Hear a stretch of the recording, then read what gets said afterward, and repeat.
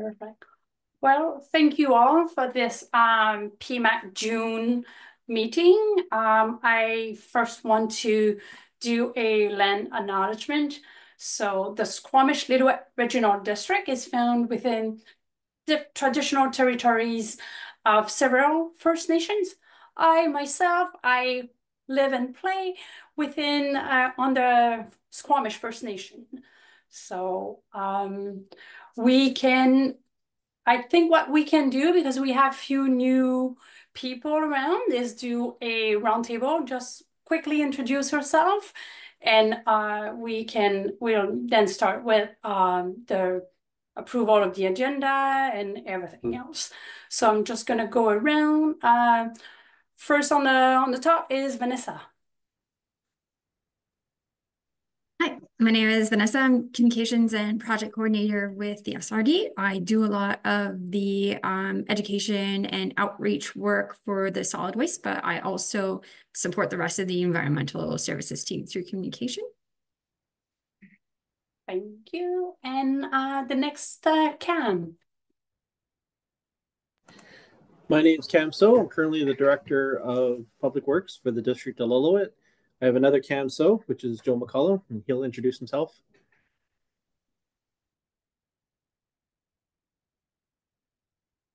Perfect. You can go ahead. Oh.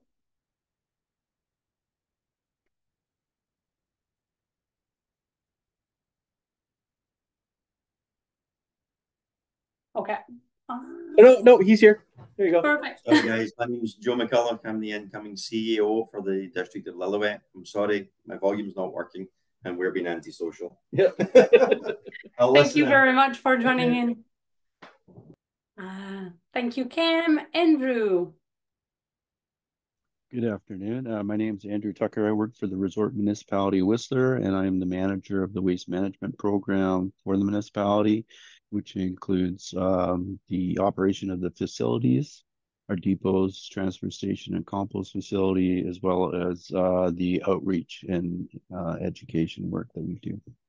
Thank you. Thank you, Andrew. And we have Laura. Hi, I'm Laura. I'm the Outreach Sustainability Coordinator at the District of Squamish. Hi to everyone who I haven't met. Usually Shannon White, my coworker, is here, I think, to attend, so this is my first time being here today. Thank you, Laura. And we have Tom. Hi, my name is Tom Laviolette, Director of Infrastructure for Lillooet Nation. That includes our transfer stations, public works, capital projects, and housing. Yeah. Thank you, Tom. Sue Maxwell. We have two Sues. Hi, I'm Sue Maxwell. I have my own consulting firm, Eco Inspire, and I'm also the chair of Zero Waste BC, and I'm based here in Whistler. Thank you. Scott, you're next. Hey, I'm Scott Kerr. I am the Environmental Health and Safety Director for Evergen, who is the owner of Sea to Sky Soils. So we're the composter in the Rutherford there. So we process organic waste, food and yard waste from throughout the region. Thank you. And Misha.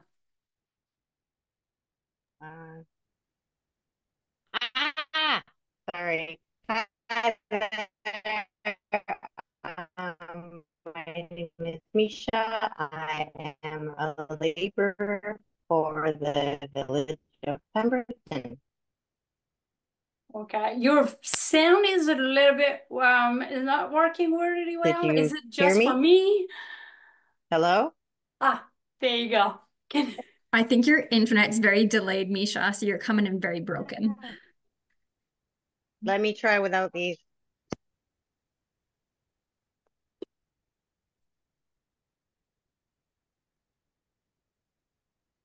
Okay, can you try that again?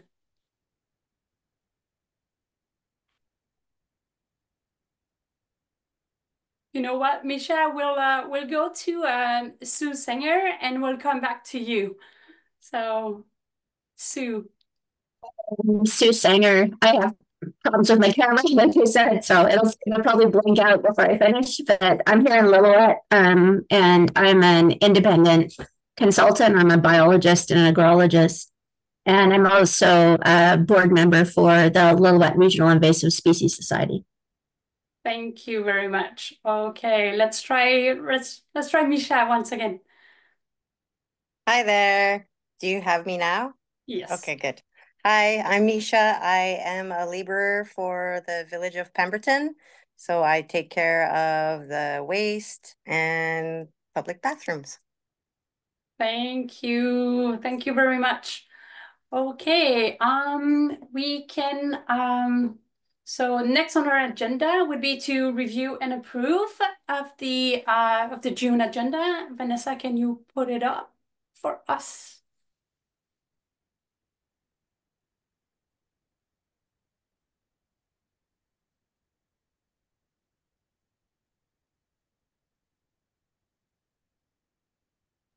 Sorry, everybody.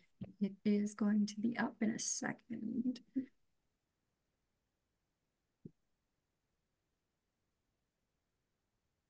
Thank you. Can you zoom in a little bit more? I don't know for you guys, but that's a little bit small for me if you didn't have a chance to look at the agenda before this meeting.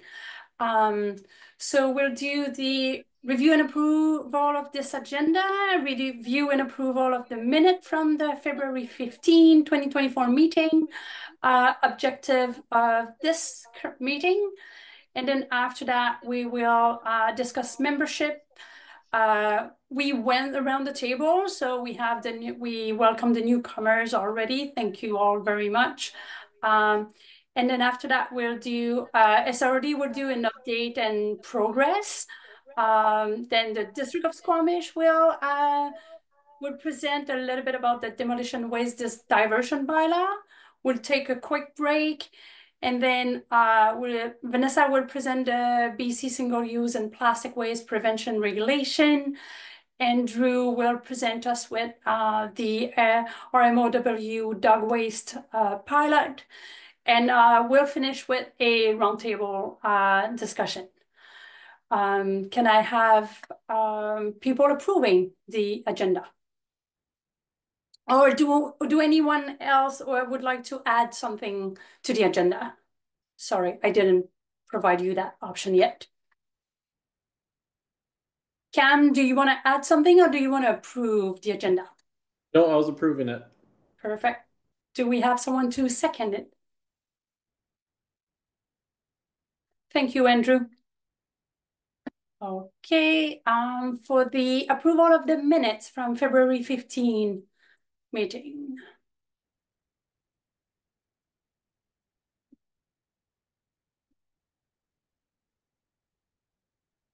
We have Sue Maxwell approving it. Do we have someone to second?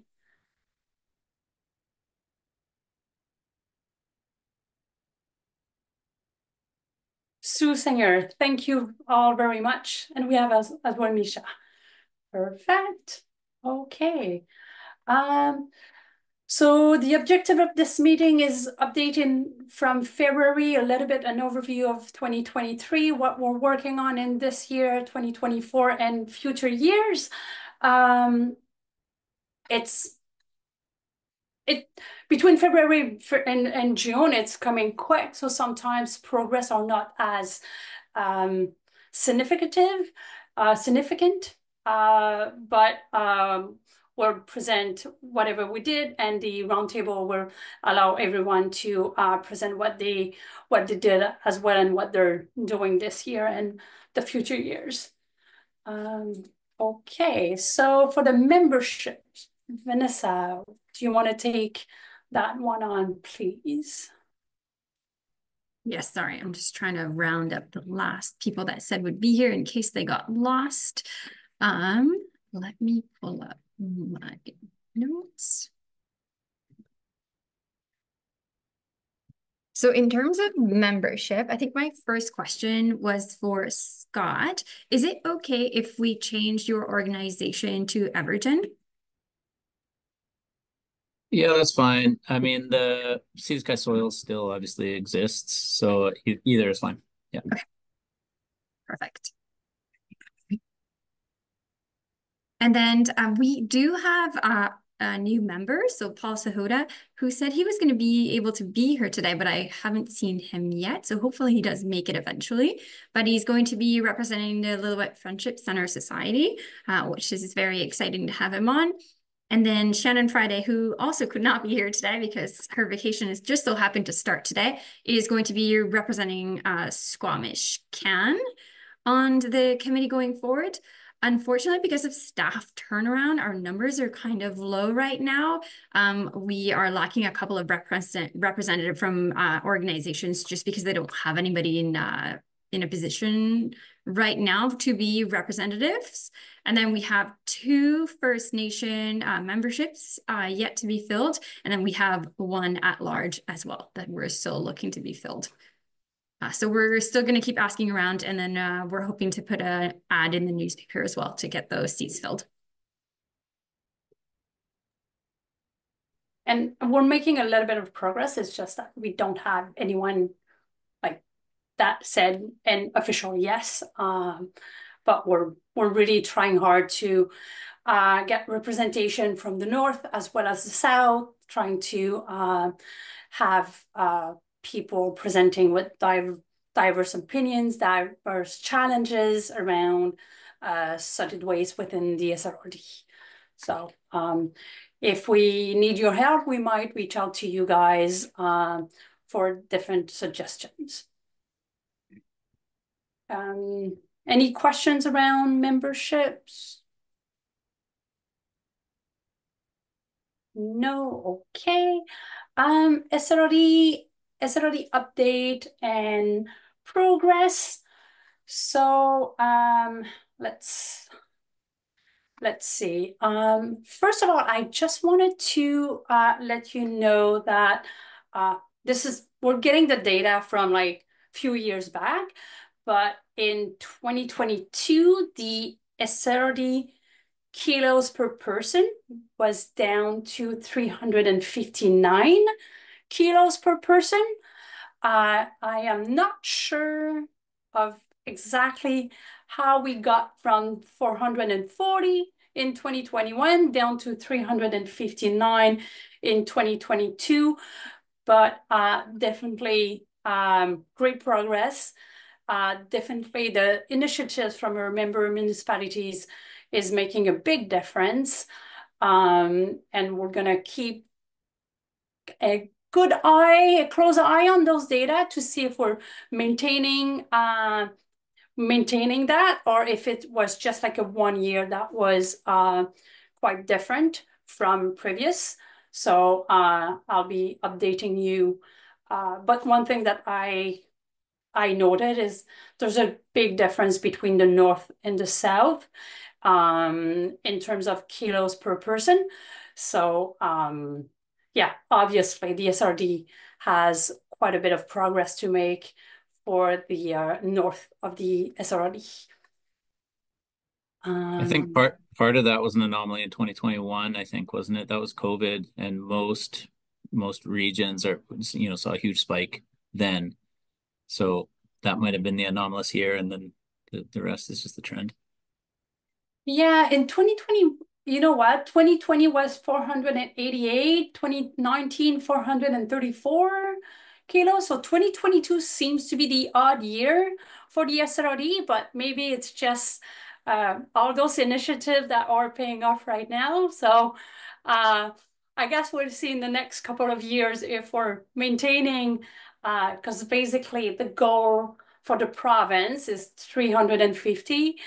And the goal set on our solid waste management plan was 347 kilos per person by 2026. So if we're able to maintain that, we'll be close to our goal. But I'll definitely be updating the committee on that. And all those data are available on SRD. Oh, is it available on the SRD website? I'm not sure if it's there yet, but it's on the province for sure. Okay, so I'm not going to spend much time on 2023 because we want to focus on 2024. 2024, we're still working on the SRD Emergency Debris Management Plan with member municipalities. I'm hoping to make progress on an RFP within the next couple of months. And then the solid waste resource and management plan full update will also start in 2024 with the RFP process and start the full update in 2025 with hoping to have a complete report by end of 2026 or mid 2027. This is going to be my first full update, so I'm not sure if it's going to be 2.5 or 3 years to complete it. In 2024, the SRD finally signed with the MAR program for the large appliances, so we were able to remove any tipping fees in Goldbridge, Lillooet, and Pemberton, the 3 facilities that we accept large appliances. So that was definitely a good thing for all the residents. And we saw a spike on the appliances as soon as we removed the tipping fees. So that's a great thing. We're working on a solid waste management events guide with, so we're hoping to have that completed very soon. We're gonna do waste composition studies again in 2024. And then we have a few contracts out. We're gonna enroll 3 new contractors this year, 1 for Goldbridge attendant, 1 for the Lillooet landfill. We have a signed contract with Cora Environmental. They have great experience in managing landfill in BC, so that is a great news. And then we'll have a new attendant expression of interest posted for Divine Transfer Station as well, coming up soon. And for Lillooet landfill, with the new contractor, we will look at reopening the reuse shed. So it has been closed even before COVID. So I know that is a great, that is really, it's going to be welcomed by the residents. I saw you had your hand raised, Sue. No, I was just trying to figure out how to clap, but there's no clap. Oh. Hurrah. Yeah, I know residents of Lillooet and the area are like, they really want it. So we're glad we'll be able to reopen it this year. It's because it's really needed and missed. So fabulous. Yeah, we're excited about that as well. We will be installing a new groundwater monitoring as well at the landfill. This is really operational, but just wanted to let you know. For Divine Transfer Station, we hired Sperling Hansen to do an efficiency review, planning assessment for the future of Divine and how can we be more efficient with really minimal services that we can provide in that area. For Pemberton, we were hoping to provide the single-use propane tanks program again this year as a temporary just over the summer, but there's quite a bit of new regulations coming down. So we're going to hold a little bit on that and hopefully working with Western to see what we can do and what the new regulations are and how can we meet the new regulation with such a small temporary program, basically. But yeah, there's big regulation coming down for those canisters. So, and then in the future, just exploring additional waste diversion programs. We will be, we're working with Big Brothers. We're hoping to have a clothing and book bin in Britannia Beach and Furry Creek this summer. So we're just like working into the details right now, having contracts to make sure we have someone to clean up the site when necessary. This is going to be a pilot project, and hopefully all the residents of Britannia Beach and Fairy Creek can be really mindful of like using the bins properly, not having any illegal dumping around it, and it's like just the way they do it for glass right now in those two communities. So this is going to be the new thing for those two communities, and hopefully at some point we'll be able to expand the programs to other areas. It's just that for now it's not quite available for the north of the SRD. They don't provide the service they wouldn't provide the service for Lillooet area. So we're just gonna try to see if there's any other programs or if they can make their way up at some point in the near future. So I think that's kind of a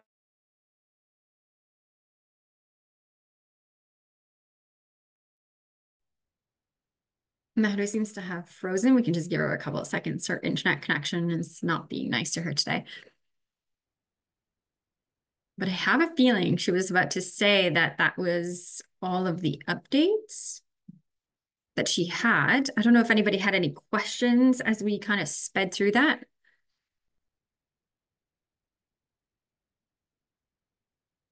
No, no questions. For a second there, I was wondering if everybody was frozen except for me, but we're all just very still. All right, Mahdo, were you just concluding? It's a good timing. I was done. Perfect. Basically, Zoom told me that it was time for me to pass it to Vanessa. Amazing. And there was no questions for you, so good to go. All right. On the communications and outreach side, in 2024, we are again in a contamination remediation plan with Recycle BC. And for those of you who don't have curbside collection with Recycle BC, essentially our non-accepted rate in our curbside collection is too high, so we need to bring it down. So we successfully brought it down last year. We need to bring it down further this year. I think where our mark is this year, 4.6% Mahnou, that we need to bring it down to. And we're doing campaigns to try to educate residents, but we've always done 1 or 2 curbside audits. Well, we're amping that up. Our goal is to try to do 11 curbside audits over the summer to leave feedback to residents as to what they're doing wrong within the curbside program, like depot only items that they're putting in or not accepted like products and things like that, or leaving them a champion card if they successfully put in all the appropriate items in their curbside totes. 2024 is the first year where we've had our data in-house. In the past, we were borrowing District of Squamish's ArcGIS to be able to collect the data. So this year we've been able to trial our own ArcGIS. This was challenging in the past because we don't have a full-time ArcGIS tech. So far it's going really well. I think we've had 3 audits completed so far, and then we're hoping to follow up with educational letters when residents have failed the audits. We're thinking 2 or 3 times. It's on an ongoing evaluation right now. I'm not certain. It'll depend on how many audits we're actually able to do. And I just want to add that like in 2023, we brought the contamination rate from that sounds 15.56% down to 6.21%. So that was a huge success. Obviously, what we're doing is working, and the last few audit cards that we received this year so far from Recycle BC is showing that we're below the 6%. So I'm really hopeful, because when you get down to the 4%. Sometimes it's really hard. Like a book might trigger it, and you're out of your kind of like what you're supposed to be. You're out of your target. So I'm super proud of like what Vanessa did so far, and obviously it's working. So hopefully it continues. Yeah, and then we're also planning to host some pop-up education booths with our diversion ambassador. So we partnered with Squamish Can, who is not only our auditor, but is also the ambassador who's going to set up educational booths at events to educate residents and play games on recycling. We were also hopeful to host flexible plastic collections, but it seems that because the Queensway Depot in Squamish is no longer accepting residential material, we're not sure if we're going to be able to move forward with those collection events. So keep posted. Hopefully we will be able to. If not, we're going to follow through with educational events only. Back to our diversion ambassadors, we trialed or piloted the program last year in the south, which is electoral area D, so the Squamish, Britannia Beach, Furry Creek area. And this year we have just signed a service agreement with the Lillooet Hub. So we are so ecstatic that we are going to be launching an ambassador program in Lillooet to educate residents on the disposal services available at the facility and how to properly recycle paper and packaging and what's accepted in the program, as well as other EPRs. So super excited about that initiative. In terms of campaigns, we have been hosting in partnership with the Stewardship Pemberton backstory composting workshops for areas that don't have food scrap collections. And we have been hosting proper composting and bear country workshops for areas that are further out. So we've hosted so far one in partnership with Naquaqua, their community garden. We had one with Coast to Cascade Grizzly Bear Initiative in Pemberton, the Pemberton Farmers Market, and then the Birkin Farmers Market as well, which actually was not funded by us, but was funded by the Birkin Rec and Culture Society, which was really exciting that they wanted to host one of those composting workshops for the community. And then the campaign will be shared with everybody momentarily. We just reviewed it and added a couple of compostable plastic elements to it. So stay tuned, coming your way very shortly.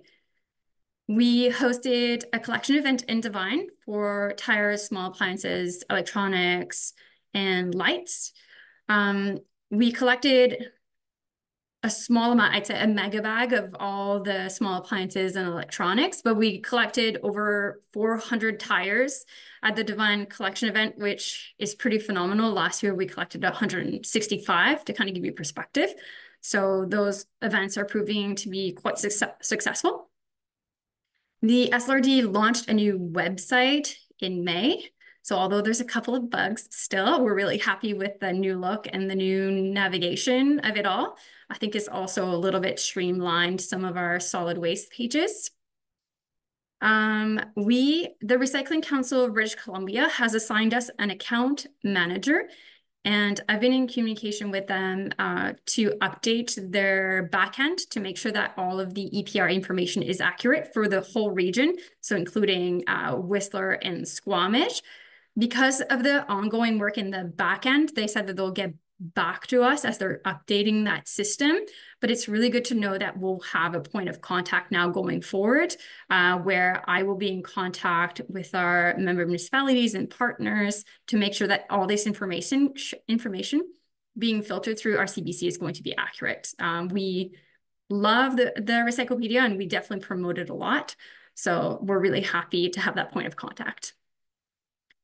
And then for other campaigns that we held, Pitchin' Week, we waive tipping fees on the Pitchin' Week branded bags. This year we kind of had to pivot because I don't know if any of you had experienced this either as well, but Pitchin' wasn't sending bags and they weren't responding.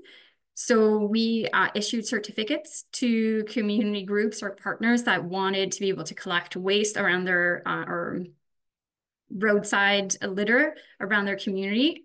And so we signed certificates so that they were able to go to their local facility, if it was SLRD managed, to have the tipping fees waived. And I think that this is a model we'll probably keep using in the future. Food Waste Action Week, we created this fun interactive game and we had it available at the Squamish Library, the Whistler Library, and the Pemberton Library. From the feedback that I've had so far, it was extremely successful. The Whistler outreach team and Aware still use it at events, which is really exciting. So I think it's a model that we'll try to expand on. Hopefully we can have it at the Lillooet Public Library next year. And we're also hoping to kind of have that same interactive model for October, Circular Economy Month. And then the school workshops, they just gave us their end of year report. So I thought that maybe I could share with you guys some of the final numbers for 2023, 2024. So in Squamish, we were able to hold 24 workshops, Whistler 16, Pemberton 11, Mount Currie and Darcy 5, and Lillooet 4, for a total of 60 workshops. And the total number of students reached was 1,424. And what was great about this year is that they had two formats that you could attend. One was the regular session like we've done in the past, and the second was a two-part session. So the sessions were shorter, 30 to 40 minutes each, but there was two sessions. And in the middle, there was a challenge. So the teacher would challenge students to complete this kind of homework within the classroom. And so that really increased the amount of learning hours that students had in 2023, 2024. And they're also working on a teacher toolkit, and they're going to apply their learnings from this year to better the toolkit next year. So I think those are all of the updates that I have for you guys in terms of outreach and education. Are there any questions? No? Thank you, Vanessa. Vanessa worked really hard this year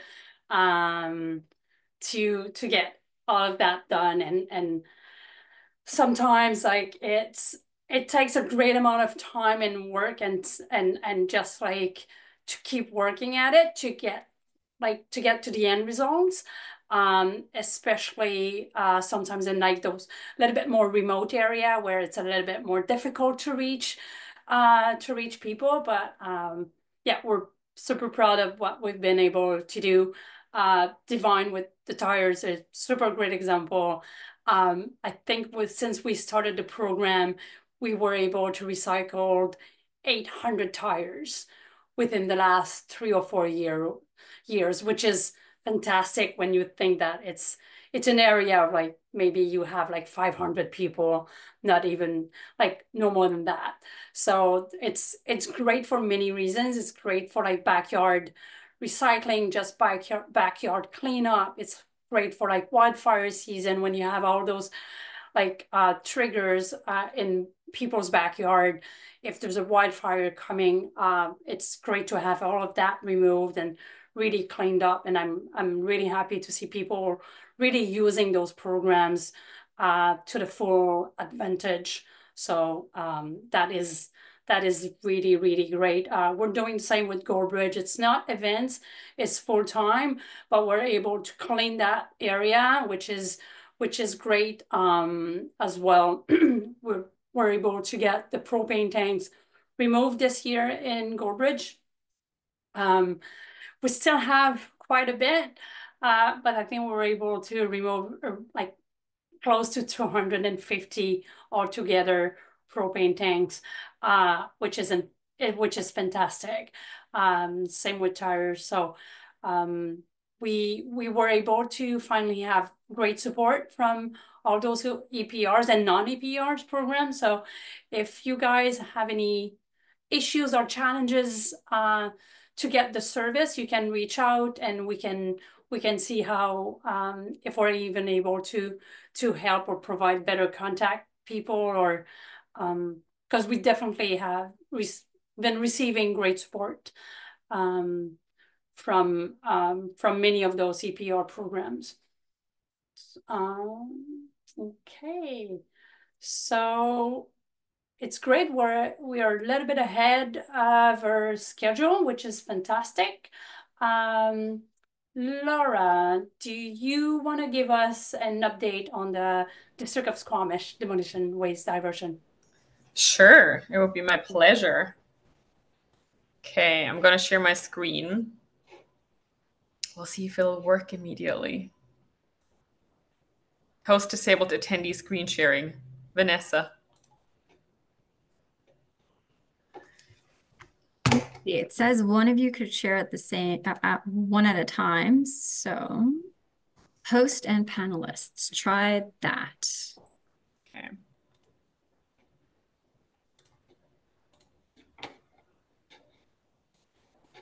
There we go. Can you guys see this? We can see it. And now it's in presentation mode. You're good. Okay, I can't see myself, but this is all you need to see for now. Okay, so like I said during the introduction, my name is Laura Wittenzellner. I'm with the District of Squamish, and I'm the Outreach Sustainability Coordinator. A lot of my work focuses on education and public like outreach engagement with the community, with residents and businesses, and a lot of it is focused on demolition and construction waste, which we see a lot of in Squamish. Before I get into it, I just want to acknowledge that I'm joining today from the traditional territories of the Squamish Nation. And I will be talking about our demolition waste diversion bylaw that we have in effect in Squamish. Some of you might be familiar with it, some of you might be not, but I'll keep it pretty short and brief.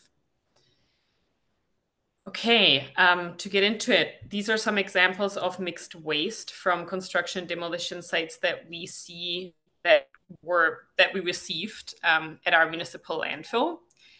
You can clearly see that there are various materials that could have been recycled and large amounts of wood waste that could have been composted. And obviously occupying limited landfill space with divertible material is always problematic. Some of you might know that our landfill in Squamish only has about 4 years of airspace left before it fills up. And the District of Squamish is currently working on a lateral landfill expansion. It's our goal to use the landfill space only for what is true municipal solid waste and avoid divertible waste in there. We're hoping to support the circular economy by keeping those divertible materials out of our landfill. So these pictures, this is what we do not ever want to see, but we see a lot of.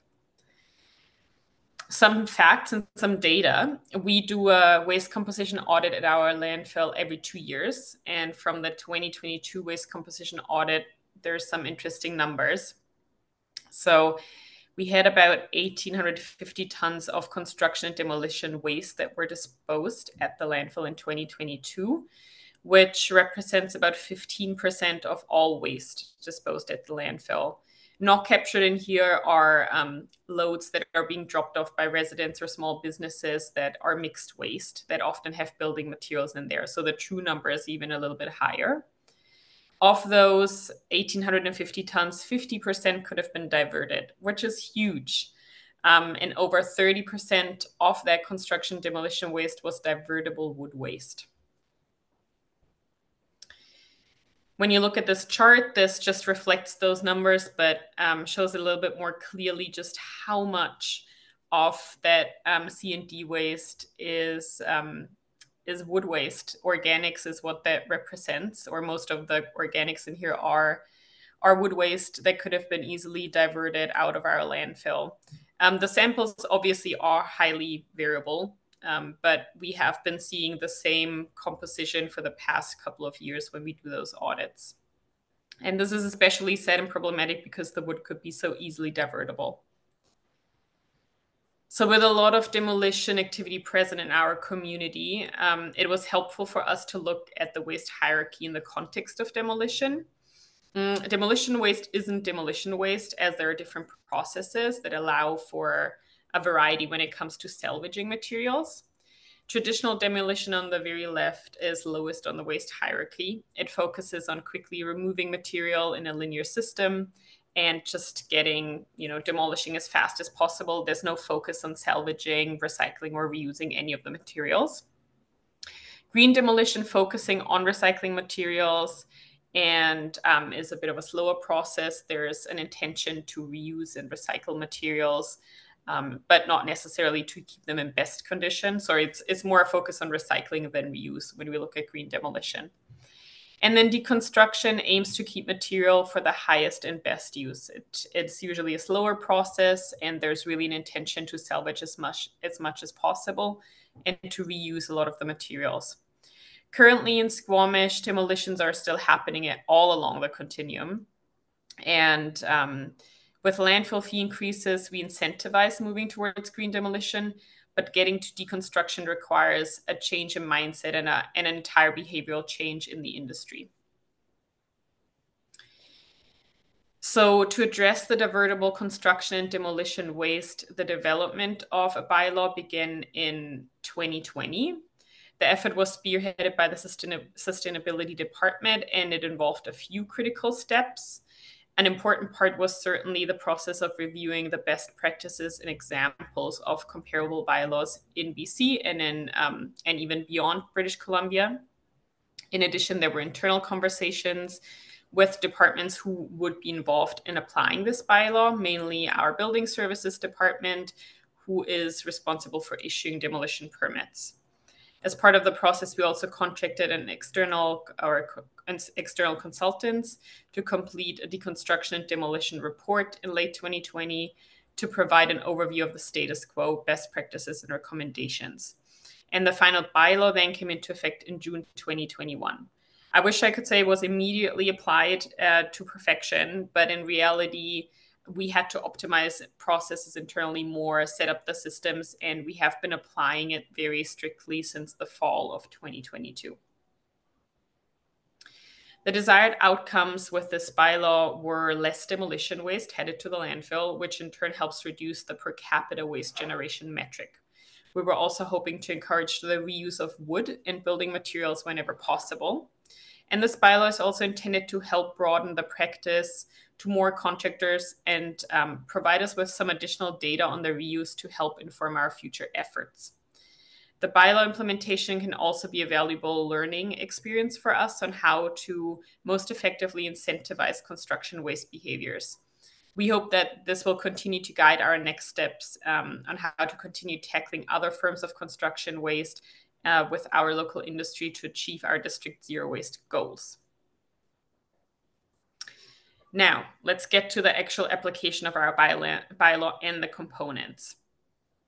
What do we define as demolition in our bylaw? It's a partial demolition, deconstruction, or systematic disassembly of an existing building structure or improvement regulated by the building bylaw.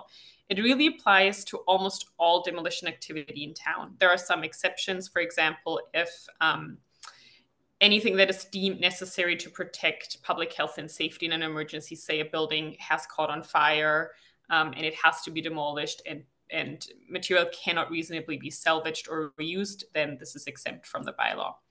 The target diversion rate is 80%. So we want to see 80% of the demolition materials either recycled or reused.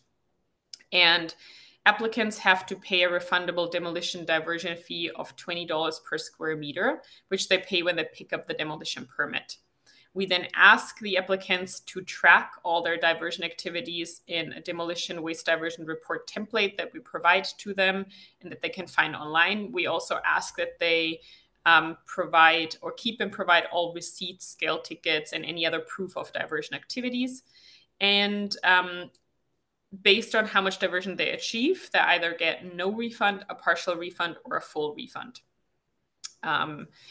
Diversion for us is measured by volume, not by weight. This is a little bit different to some other municipalities' bylaws, and this is the case for us because wood was by far and is by far our biggest culprit when it comes to avoidable demolition waste. So we didn't want to focus on, for example, concrete, which is heavier, but we were focusing on volume. And whenever applicants have no ability to weigh materials, they can come to the Squamish landfill and they do not have to pay a tipping fee when they are weighing materials for the purpose of including it in the demolition waste diversion report. Shortly after we implemented the bylaw, we had the chance to test the applicability with an internal project. And this one here was the deconstruction of a youth center that the district owned. The project lead worked very hard to divert as much as possible and achieved an outstanding diversion rate of 97%. Everything was neatly tracked and backed up by receipts, and of almost 109 tons of material, only 3 tons were not recycled, which was terrific and also proof for us that it's very much doable. Lastly, I would like to give you a quick status quo of where this bylaw is at right now and how the application is going. So since October 2022, when we really started strictly applying this and enforcing the bylaw, we have issued 23 demolition permits, and we do see an overwhelming compliance. Most finished demolitions since then have resulted in 80% diversion and hence in full refunds, which is amazing to see. Some of the projects are not yet completed, and there are about 2 to 3 that we consider completed and where we have not seen that the applicants have been pursuing to get their deposit back. We're also planning to go to council in late 2024 for a solid waste update, and we will include some recommendations for amending the demolition waste diversion bylaw to be even more effective. Nothing at this point is decided, but there are some considerations that we are thinking about, including expanding the bylaw to renovation activities, increasing associated fees, incentivizing home relocation, implementing further incentives for deconstruction through permitting, and optimizing the system to verify receipts and reuse reports. So several considerations, and for over the next few months, we'll decide what we will recommend to council. But overall, I will say the bylaw is working. The compliance is really good, but we want to advance even more. And this is it. Thank you very much for your attention. If anyone has any questions specifically on the bylaw, feel free to shoot me an email or ask them now, anytime. This is amazing, Laura. Thank you. Thank Sorry, you it's so a lot of much. information at once. I try to keep it compact. Yeah, this is amazing. It's great to see that the progress and that it shows that it can be done. So I'll leave the floor to the other to everyone. If you have any questions or comments for Laura, go ahead. Yes, Scott.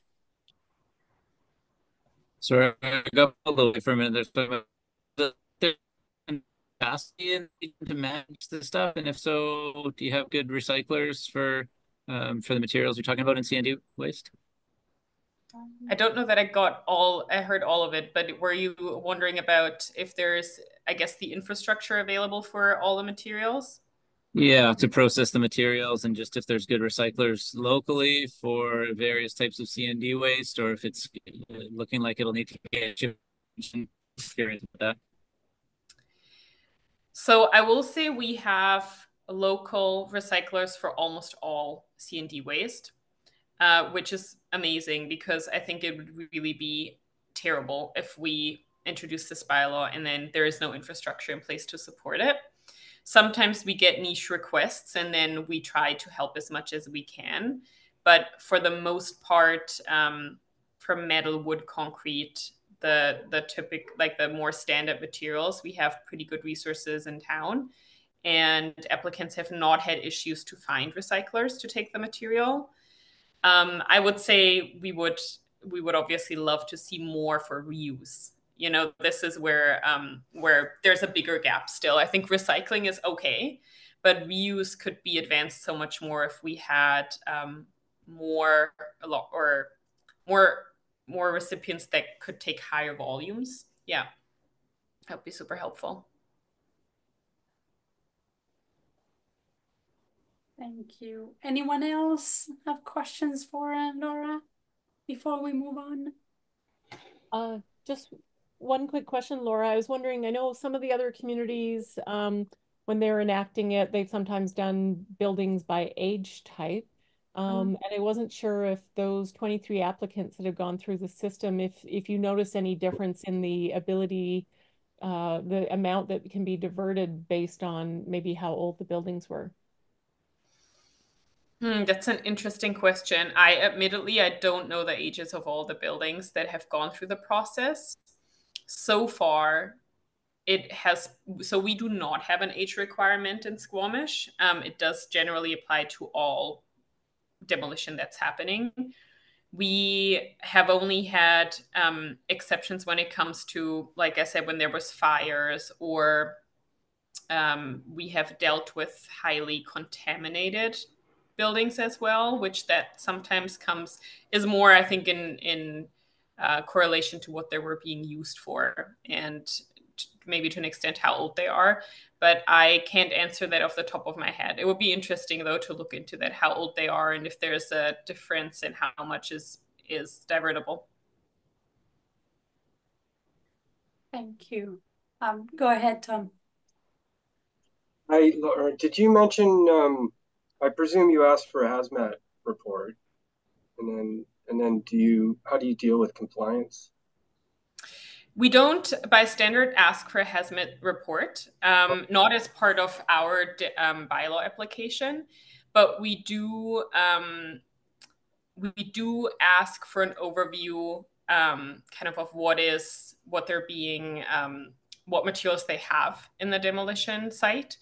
But this only comes out, so other municipalities ask for reports ahead of time sometimes, and this is also, something that we might consider in the future. At the moment, we only really learn about the details of the buildings later in the process, basically when we receive the report back. So we wouldn't necessarily learn about hazardous materials, though I should say every demolition that has had hazardous materials, they have approached us beforehand and have asked us for guidance on how to handle it. Because I think it's in the interest of the applicants too. They are obviously driven to get the deposit back, which they only will if they divert. So they usually reach out to us and look for guidance. And that has been working pretty well with any materials where it wasn't clear or that were considered hazardous waste.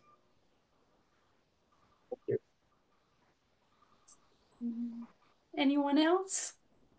I have a question.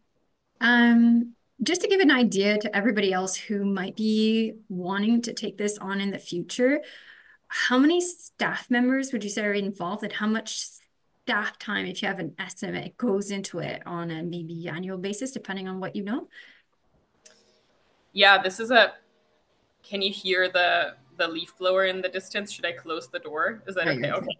I have my balcony door open. So more than you'd think would be my initial thought. So one big learning that we had was, you really, when you are hoping to implement a bylaw like this, you need to get your internal processes up to speed. And this was something that we learned the hard way, because we didn't have them up to speed when we introduced the bylaw. And it touches on so many different departments for us, especially when it comes to processing the refunds as applicable. So very involved. I'm very involved because I review all the reports, and I am the point of contact with the demolition permit applicants once they, are in the process of demolishing or are done. And then our buildings department is really, really involved and very, very valuable, as they are the first point of contact for anyone coming in looking for a demolition permit. It's hard to say. We I think receive about maybe 10 to 12 demolition permits a year. So we don't see that many applications. So for us, I think it's manageable. I don't have tangible numbers. I spend probably about, not that much, maybe like 2 hours a week on it on average is my time. And then with other staff, it kind of depends how clear it is. I often have to go back to building and ask for clarification or ask for their insight, because they're the experts on the actual building processes. but I haven't done the evaluation on how much time it is. But I would say more than you'd think. Thank you. Yeah, that's thank you. That's what I thought. Yeah. Yeah, and it's great. Like I'm so glad to see that you have like all your recycler or most of your recyclers are in Squamish or close by. So this is really exciting, and it's as well as a little bit daunting for the SRD as it's a little bit harder to get those local recyclers available for us, at least up north. Like I would love to see this happening in Lillooet, but until we have like a really good process on where to ship and how to recycle that material, it might be a little bit harder, or it will take more time for sure. But yeah, it's great to see that. It's great to see the progress. It's great to see the communities buy in on this. So really exciting for the future, and see what would come back from the fall board meeting. Yeah. Thank you. Okay. Well, it's 2:04. I suggest that we take a break of 10 minutes. So let's come back at 2:15, and we'll be, yeah, we're a little bit like we're ahead of the schedule. So that is great. Give us all the time we need to do the roundtable.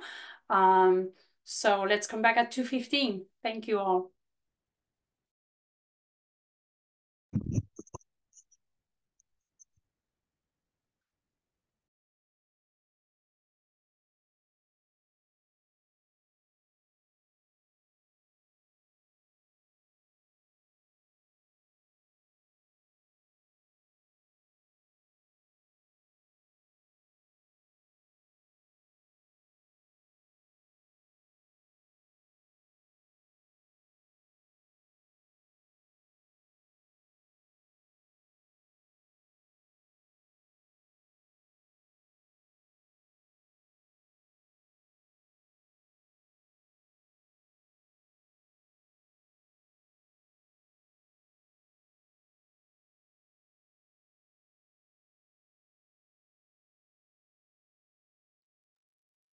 If you are back, but you're still snacking, you could put up the raised hand icon, and that is totally acceptable as well.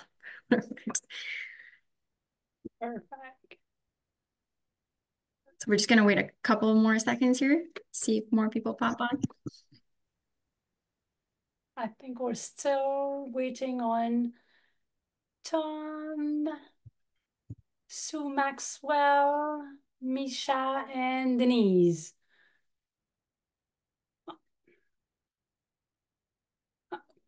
Misha, Denise. And iPhone is Denise, so she's there as well. Yeah. Do we have everyone?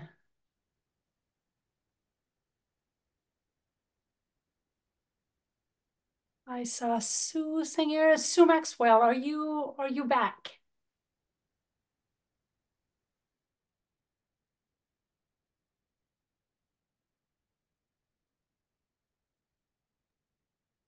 It's okay. I think maybe we can start going in case she had to take an important call or something. Perfect. Okay.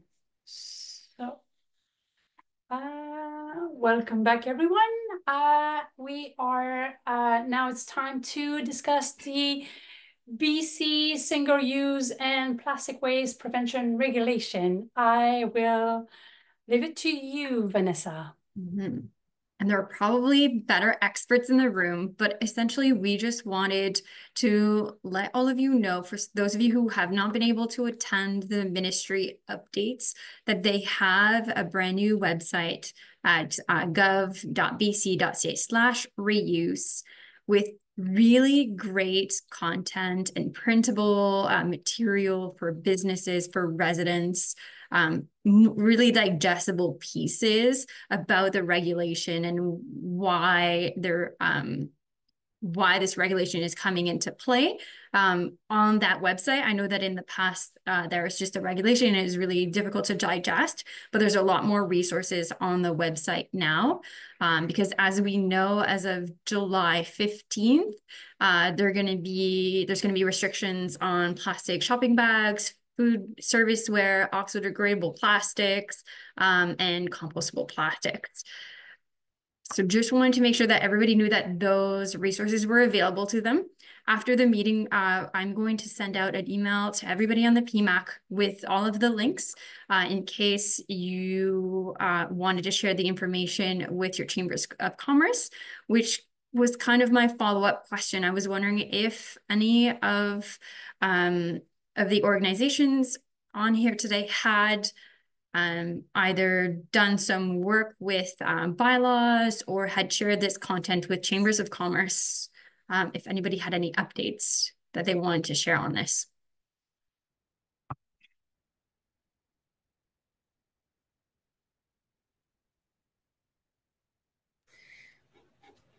I can give a little bit of an update. Sure. So we have been sharing content with the Chamber of Commerce, and we have sent out some of the updates through our economic development newsletter at the District of Squamish, so that it goes directly to the business community more so than anything. But we are going to council in the fall, like I said, for a general solid waste update. And one of the things we'll also hope to update is the single-use items reduction bylaw, because we have a bylaw. And at the moment, it's not 100% aligned with the provincial regulation, especially with the new changes or the new changes coming in effect. Is it mid-June or mid-July?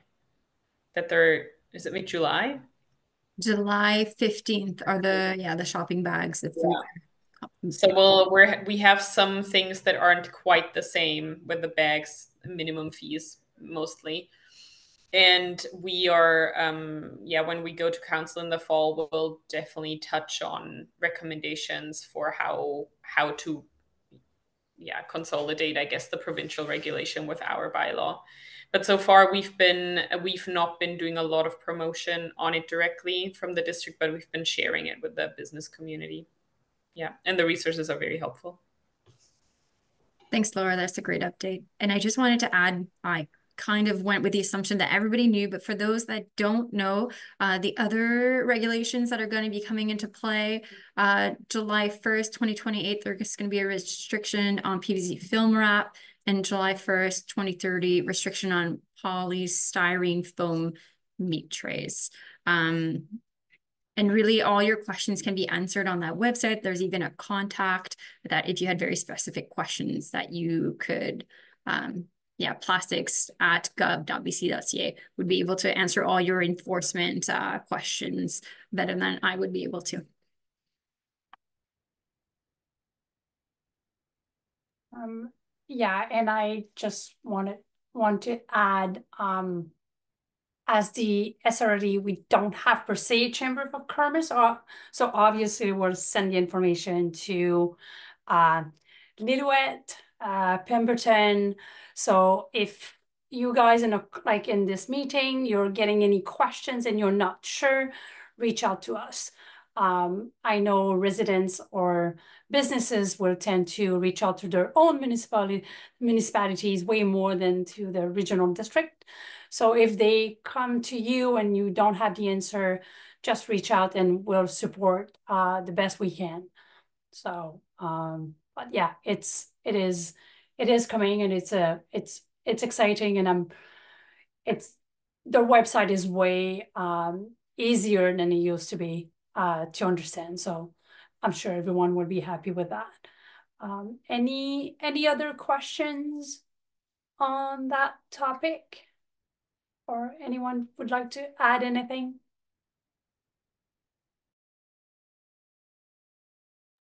I don't see any hands. So we'll move to Andrew with the dog waste pilot project for Whistler. Good afternoon. Thanks, Mary Lou. So first of all, I just want to share that I'm grateful to live and to work on the unceded territory of the Lillooet people and the Squamish people. So talking about dog waste pilot, our RMOW Parks Department has operated at their off-leash area a dog waste collection program for a number of years now. The system does work, but it's been dedicated to the off-leash area. So two of the three off-leash areas that we have around the community here participate. And we have the busier park off-leash area has two bins and then one bin on the other one. And it gets picked up weekly and that material gets delivered to our municipal compost facility in the Callahan Valley. So each year, depending on the number of dog visits, we can get anywhere from half a ton to almost a ton of dog waste over the most recent years. So that's 800 to 1,000 pounds of dog waste. We have looked to expand that program, and the Parks Department are regularly trying to figure that piece out. But the biggest challenge associated with that is contamination. So, and it's people that will use plastic to pick up their dog waste. And so it's not compatible with our composting system. So we have those kind of challenges, or there's just waste that just ends up in these containers. So it needs that oversight and that efforts that's required after it's been collected to sort through it to make sure that the contamination is kept to an absolute minimum, because if it's not compostable, it will not compost in our system. So the ban that Vanessa and Mary Lou were just talking about, includes the oxo-degradable bags. So that will help. That'd be one product that we would no longer see in our program. But it really have to solve the contamination issue for our parks, but also on our streetscape system. So we have lots of opportunities to collect that material, but we have to do it very efficiently, because the more you handle it, the more it costs to be able to process the material. So, the simplest and the most cost effective is just to keep it included with the landfill waste stream. So that's really the quick program that we operate in the facility. It's been, like I say, it's been operating for a number of years, and we're looking at various ways of expanding that to other areas of the community. But contamination is probably the number one reason why we haven't been able to do so. But I'm happy to take any questions if anybody has any. Thank you, Andrew. Any questions?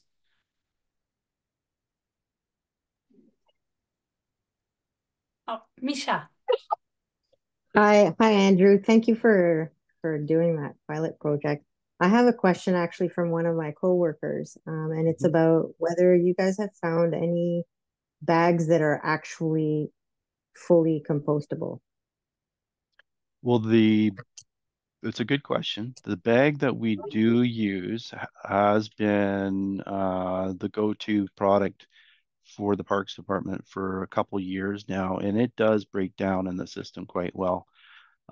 So that is why they continue to use it, and that's so at these locations we also provide a supply of bags so that we can have a little bit of control over the bag that people are using to pick up that dog waste, even if they have brought their own from their home community or wherever they're visiting from. There's an opportunity for them to see what we use, and maybe they can make that decision on choosing that product as well. But yeah, so we have a station that we refill as often as we need to, and that's how we can have that consistent bag usage in our compostable or composting process. Thank you. Thank you. Sure. I just wanted to clarify. So you've had the system at the dog parks for a long time, and now you're rolling it out in the streetscape ones as well? No, I think we would like to, but we have the same challenge in our streetscape that we do in other waste streams is contamination of that type of organic in other waste streams. So the quick answer is no at this point. The best way of doing it would have a separate either putting it in with mixed containers and have a post collection sort area that we could pull it out of that waste stream, or have a dedicated container that is just for dog waste only. But Okay. there is a risk that people would put other things in that container as well. So you would still need to do that post collection sort. Sure. So the pilot is for the dog parks. Correct. Yes. Okay. The off leash areas only. Okay. Mhm. Nisha, do you have more questions? I see your hand is raised. Sorry, that was a mistake. Okay, no worries. I do have a question, Andrew. How do you deal with the contamination if if one of the bin comes to your facility with quite a high level of contamination? How do you handle that? Well, they do the cursory check whenever they service the bin. So if there's waste in there, they can do a quick check and pull the contamination out. So whether it's a different color bag that somebody's used, so we know for sure it's not what we would want in there, or if it's some other type of contamination, we would do our best to pull that contamination out at the location of the bin, then pull that material to the composter or deliver it to the composter. There's always a risk, though, you're going to have a residual contamination in that. Yes. Thank you. Any other question for Andrew? I have a question. For those of us who don't know, I will include myself. What is the composting process that you have been using to process these? Well, we have it's called an in-vessel composting system, which makes it enclosed. So having it enclosed, we have control over the fan ventilation, the amount of air we can introduce in there. So you have a control over the temperature, and to a degree control over moisture. And it allows us to operate that facility in an area where we receive a lot of rain, we receive a lot of snow and cold temperatures. So it was so that's what it is. Basically, there's a system which is more open, where you can use machine to turn the compost pile. You can cover it and ventilate it differently. Or this enclosed system, we have fans, but we also have mechanical machinery inside the tunnels that can stir up the compost and allow air into it. So it's a different approach, a different technology, but the end result's very similar. And just for everyone's benefit, you already you accept biosolid at your composting facility, right? That's correct. So primarily the material we process is biosolids from wastewater treatment plant. We do very little food scrap collection material in Whistler. Most of that material goes to Sea to Sky Soils.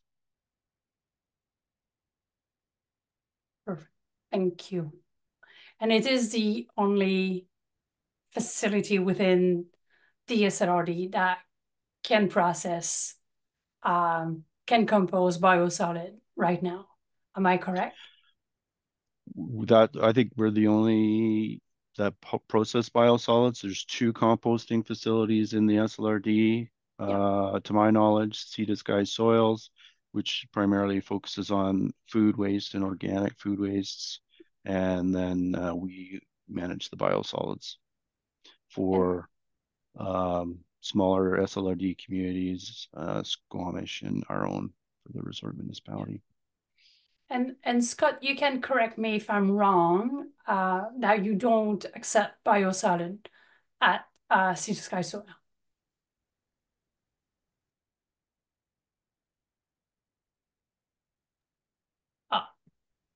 Maybe he's gone.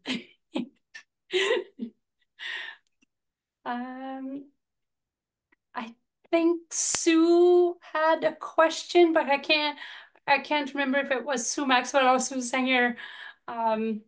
It was me, but I lowered my hand again, Mary Lou, so don't worry. Thanks. Okay, thank you. Misha. Hey there, I'm just wondering, are biosolids, human biosolids and dog biosolids the same? If I might be wrong, but I think I remember hearing that you can't really garden veggie gardens with the dog waste, but you can flower gardens. I might be wrong. Well, it's a good question. There's lots of science around this, and this is a good conversation to have. Typically with biosolids, most of the use is on a landscape application. So in your landscaping, you know, as a soil amendment, just to provide that nutrient to your plants and your you know, and your lawn, I guess, and your gardens. Some people do grow vegetables with that material. But I think that's, you know, do your research, see what you think is best for you, and you know, apply accordingly. So yeah, there's lots of discussion. I think that maybe Scott can speak to that a little bit better than I can. Apologies, I got pulled away for a second there. Are we talking about biosolids? Yeah, yes. Cool. So yeah, just very briefly, what we do here, we have sort of one part of the facility that accepts some biosolids from the region. So I'm sure you all know biosolids are like solids coming out of wastewater treatment plants. And so we then compost those, and you can make Class A compost out of it. So they meet all of the regular standards for time and temperature requirements, and they're tested at labs for, you know, metals and pathogens and foreign matter and all that kind of stuff. Makes great compost. So it's totally safe to use. And then people make a personal preference whether they're fine using it or not. And it's up to them. We still have material that does not have biosolids in it, that is organic listed material. So organic farmers, you know, are essentially required to use the organic stuff if they want to keep their certification, and then anybody else can take their pick. And there's a whole spectrum. Some people are using it and really loving it. Other people are deciding they'll use that sort of stuff on their flower gardens and their grass, and then they'll use something different for growing their vegetables. But it's really just a personal preference at that point. It's totally safe to use. And we keep them separate in order to retain our you know, the organic certification for some materials, so we can support the organic farmers. The nutrient content's a little bit higher, so we've sent some to local farms, non-organic farms. Compost, we sort of call it biosolids compost just because we want everybody to know what it is. We don't want anybody, you know, coming back in the future and being, you know, surprised by what they were getting. We know that not everywhere does that. There's no requirement to say exactly what's, you know, what's in your compost, or at least not to make it too explicit. But we tell everybody. The farmers that have been getting it, their early feedback is that production rates are way up. They've got really cool drone footage showing sides of the field where they applied compost, biosolids-based compost, and then business as usual on the other side. And early in the season, the biosolids side of the field is just way more green and lush than the other side. So we're hoping that farmers will gather a little bit more data for us. I was on a technical working group for BC OMAR for biosolids recently, so trying to establish what directions that the regulations should go and will go with respect to biosolids. A lot of biosolids are just land applied. You know, they take the solids out of the wastewater treatment plant, spread it on ranch land, and there's also a biosolids growing medium. So people will take biosolids, mix it with sand and sawdust typically, and then sell that as a growing medium. And so that's sort of a hard distinction to make. You know, that we're selling Class A compost. It's not biosolids. It's not biosolids growing medium. It's gone through a composting process for reducing pathogens and maturing the material and all that kind of stuff. So yeah, we have it available, and we've been receiving biosolids for some time, but we haven't been selling the material aggressively or well. And this year we decided, well, we've got a backlog. It's good stuff, so let's reduce the price so that we can sell some and get it out there, and people can see how they like it. And we've sold a lot, and yeah, feedback is generally good. There's a new CFIA interim standard that's just come out that is regarding PFAS in biosolids. So trying to figure out exactly how all that plays out. So PFAS, there are these, perfluoralkyls. They're like the forever chemicals that you find in Teflon and fire retardants and all that kind of stuff. They're everywhere, from like breast milk to the bottom of the ocean, you find it everywhere. But they clearly like pose a risk to endocrine systems and stuff. And there's a bit of a cat and mouse with respect to companies using these chemicals. Typically, they'll use some of these chemicals for, they're super useful industrially for fire retardant and grease proofing. The main risk for composters typically is sort of take out compostable food waste that looks like paperware but is grease proof. If you get something that looks like a paper bag or a paper tray, throw a bunch of greasy chips in there and it doesn't get like that greasy look, it's probably coated in something like this. And so how this is all going to play out, it's starting to become an issue with composters. It's not that easy to test for. But there's now this regulation that's at least governing biosolids and limits in that. Although the biosolids producers are very much taking the position that they're just a processor and they have very little control over their inbound. And so they can't be held accountable to what the quality of their finished product is in that respect. So we'll see how it plays out. But I'm starting to ramble here, but that's the quick update on biosolids at Sea to Sky Soils. No, that's a great update. And I'm going to come to you, Tom, but I'm just going to go to Misha to make sure that her answer was responded. And if you want to follow up. I was actually speaking specifically about dog waste. If you're able to use dog waste as biosolids at the composting facility. So I just ranted for 10 minutes and didn't even answer the question. Sorry about that. We do not receive dog waste here. Yeah, we generally do not get dog waste here. I don't think, where is it going, Andrew? Is it from your pilot program, it's going to the Callahan composter or to a wastewater treatment plant? I don't believe it's coming here. It's going to the Callahan facility, yes. Yeah. So there's a chance that people put some dog waste in their green bins, obviously. We typically say we don't accept dog waste, and so we don't accept it in big volumes. Some small amount is fine. Again, the pathogens that would be in there get destroyed in a compost process. We have some other facility. We have another facility in Abbotsford that's an anaerobic digester, and they accept dog waste as a stream through Metro Vancouver, and they use it to generate biogas. But we don't really get it here. Very small volumes, if anything. Thank you. Thank you, Scott. Tom. Hey, thanks both of you. That was interesting. My question is about septic tanks and solids pump outs and sludge. So again, it becomes a biosolid, but at first from what Andrew's saying, it has to go to the municipal waste treatment plant first and turned into a biosolid. Is that correct? Yeah, that's right. There's a definition for biosolids, and it is not sewage, it's not septic sludge. That's not biosolids. So we sometimes get calls. There's a real surplus of material that would be trucked liquid waste throughout the region. So wastewater treatment plants are typically at capacity, and there's a lot of waste that people would like to send to wastewater treatment plants, and it's getting turned around because they don't have capacity to treat it.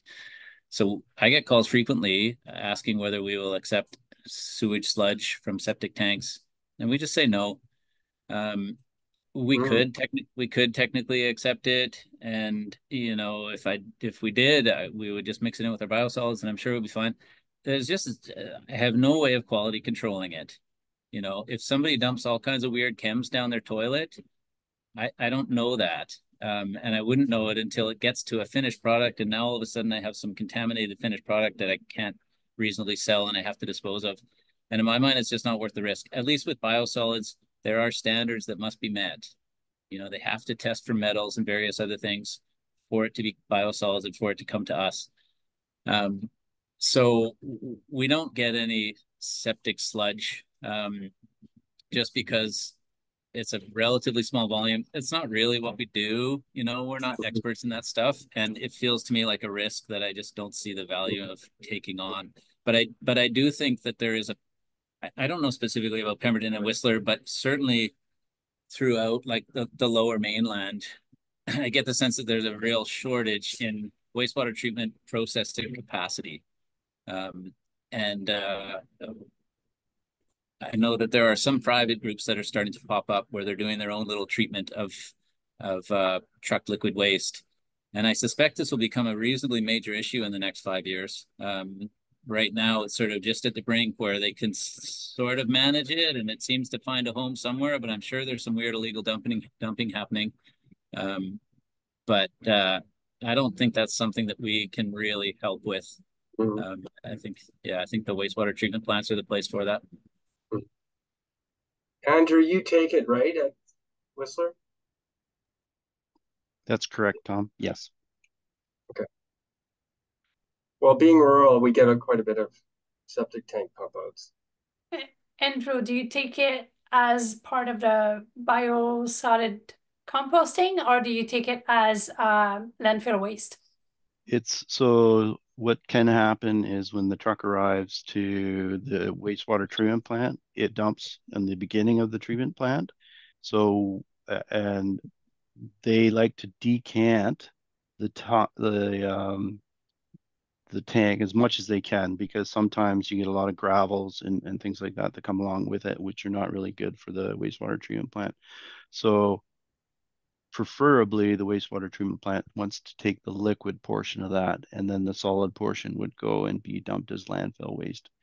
But you know, it's most of that would be at the treatment plant, so we would not see any of that at the composter. Okay, thank you. Yeah, that's and maybe I don't know, Cam, if you have more information for like the north of the SROD. I know we at the Lillooet landfill receive the District of Lillooet kind of like cake, like solid portion of their like their liquid waste, but it's a very minimal amount compared to what we receive at the overall at the landfill. But beside that, I don't have much more information for the north of the SROD, but I wonder if Cam has more information on his end. I'm trying to include everyone. I'm trying not to focus too much on the south of the SROD here. Maybe jump away for a minute. So that was a really interesting conversation. Is there any other questions around composting biosolid, the dog waste pilot from Whistler?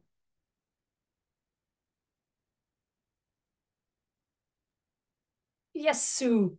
It's actually a question for Scott. I was just wondering, given that there's so much discussion on the island about what to do with the biosolids coming from the Capital Regional District, have any of your other facilities been approached to do a final process on those?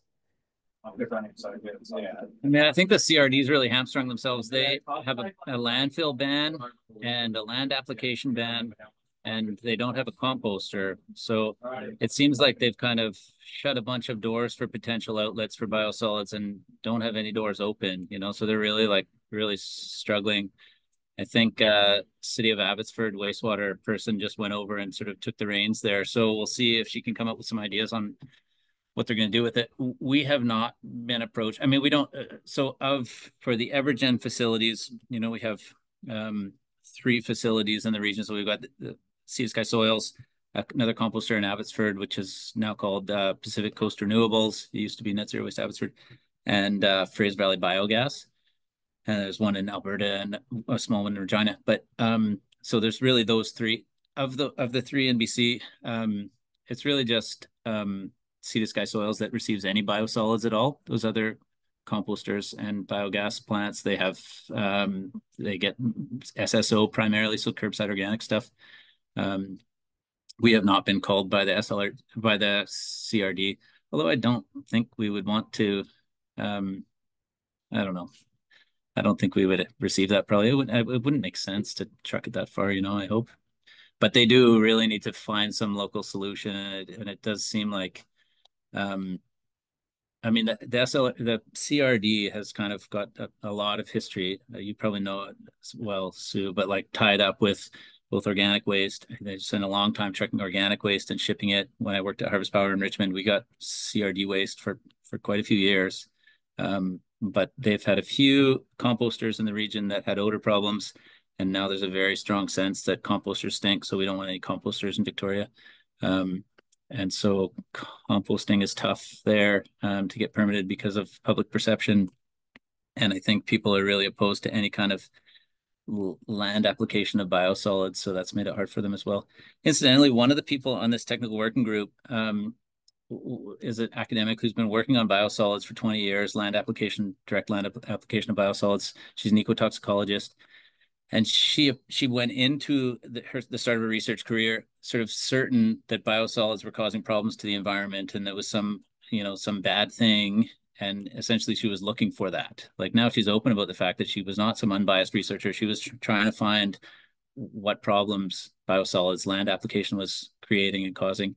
And in 20 years, she hasn't found any. And she's like gone through plants, invertebrates, microbes, sort of all the different life groups you can think about, and is not seeing any negative impacts from direct land application of biosolids. So biosolids that have been composted pose a lower risk still. So people get quite concerned about things that might be in human waste, hormones and whatever else. And you just don't see that turning into some negative effect on the environment. So there's a real sort of mental gap. People think, oh my, this is gross. We don't want anything to do with it. It's polluting it. But the pollution just is not evident. That's good to know. Thanks, Scott. Thank you. Thank you so much.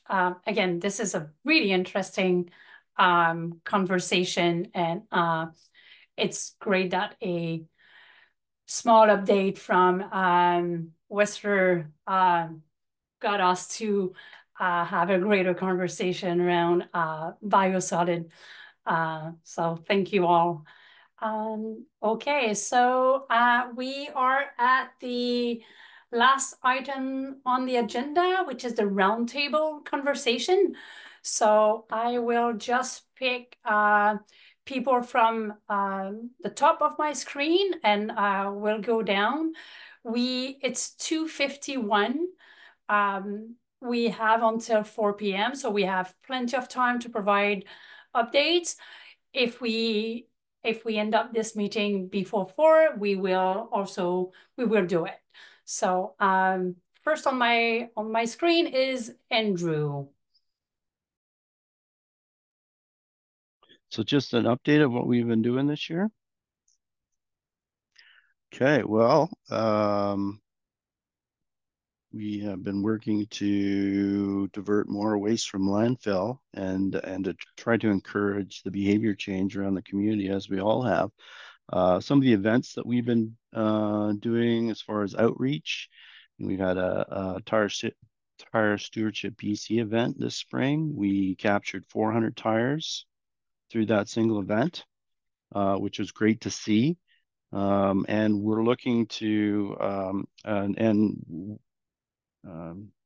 Tire Stewardship BC is also going to be present at this year's Crankwork. So there's always been a little bit of an element there on tire collection, a little bit of a conversation about that, but we're hoping to see more of that this year. So we're looking forward to that.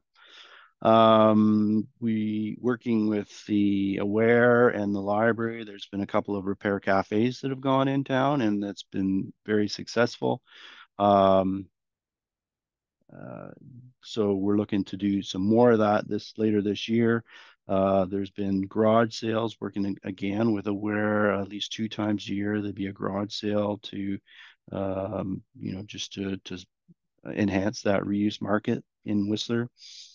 We support Aware and their presence where they're zero waste heroes at the farmers market, so that if you go to the farmers market every year, you see people there that are there that'll help you with your waste diversion and education. Pitch-in week, along with the SLRD in Squamish, participated in that and was able to, just clean up around the community, have community organizations come out and really have a great day. And then that was with a barbecue at our fire hall in town here afterwards. So that was a real success.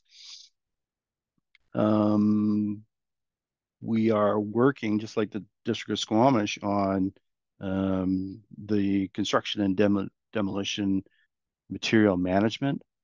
We see a lot of that material that comes into our transfer station, which we then have to manage. So we're trying to educate the build community more on what they can do as far as their planning and aligning our municipal policy to support that work. We're developing a kind of some educational solutions guide to assist contractors in that quest to divert more waste. So that is in the process right now.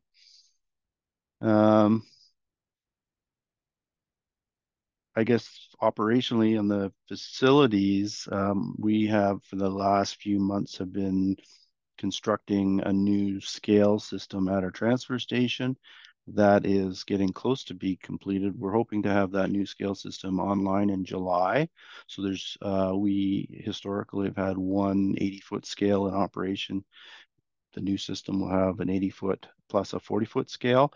So we're hoping to provide better service to our users, reduce lineups at the transfer station, as well as a system that's going to allow for better or easier maintenance and redundancy in case one scale goes offline. So this is some of the things that we've been doing the last 6 months.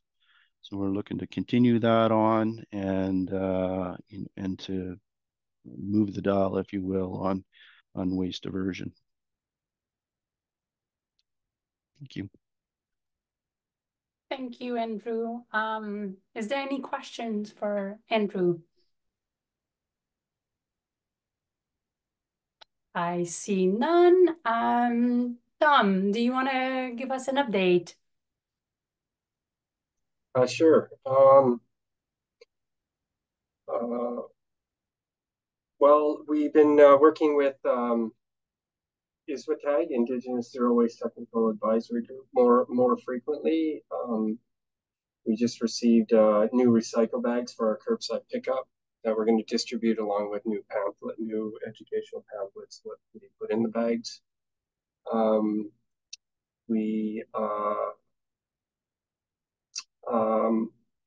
We're working with we're likely moving towards turning our transfer stations into Recycle BC station and including a depot so that we can service the lower Scotland communities who are struggling with getting their recyclables out. They typically have to get them all the way just to Squamish. So they could drop them off first at our upper transfer station. That is kind of maybe a year out. We're going to first start with council's agreed to creating an agreement with Recycle BC. So we're doing that. We're talking to Indigenous Service Canada about some capital improvements, a bit more paving, reorganize some things.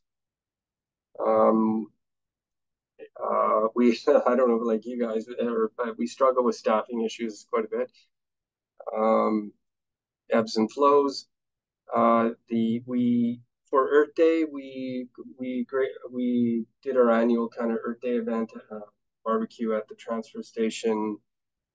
Had some competitions around recycling and yard cleanup. There's graciously helped. Funding was helped with a small grant from the ISVTAG. We did a what's really popular here is doing bike repair. So we hired Pemberton Bike Co. to have a mechanic here. We really need two of them to repair bikes for the summer, because bikes just gets broken a little bit and they just sit there and rust away. So we're trying to get, that's been popular at the event. We'd like to do more of that. Those are the big things for us. Yeah. That's it. Thank you, Tom. Is there any questions for Tom? Okay, we will move to Sue Maxwell, sorry. Sure. Sure. With Zero Waste BC, we had worked with a collaboration of other environmental groups across the country, because the federal government had put out a paper, or requested a paper to be written on waste to energy. And the executive summary kind of painted it in quite a rosy light, even though the full paper did go into more details about the full climate impact of it. But we thought it was worth doing a deeper dive on it, because they also kind of compared old landfills to new waste to energy and no other options. So we wanted to compare it to a zero waste option. Well, it wasn't even a zero waste option, but just a more advanced recycling, composting, reduction option. And so we developed a series of 4 papers that one was taking a look at the climate analysis, one was looking at a case study for Metro Vancouver, because they're renewing their waste plan, and it's been over 10 years since they had first come out with that plan that was looking at both zero waste as well as an expansion of incineration. And they have some cost data on what it costs for landfills versus sort of an estimate for what it takes to reduce waste, as well as what it takes to incinerate the waste. So we did a case study on Metro Vancouver. We also took a look at some of the stories that you wouldn't hear, the cautionary tales for communities that had tried to pursue either advanced technologies, as they were called, like gasification or pyrolysis, as well as incinerators, and just kind of showing what the results were for those communities. And then Zero Waste Canada had developed a sort of a fact sheet on where to find more information on that. And so we had presented that. We've got a couple of webinars that are available online because we recorded them.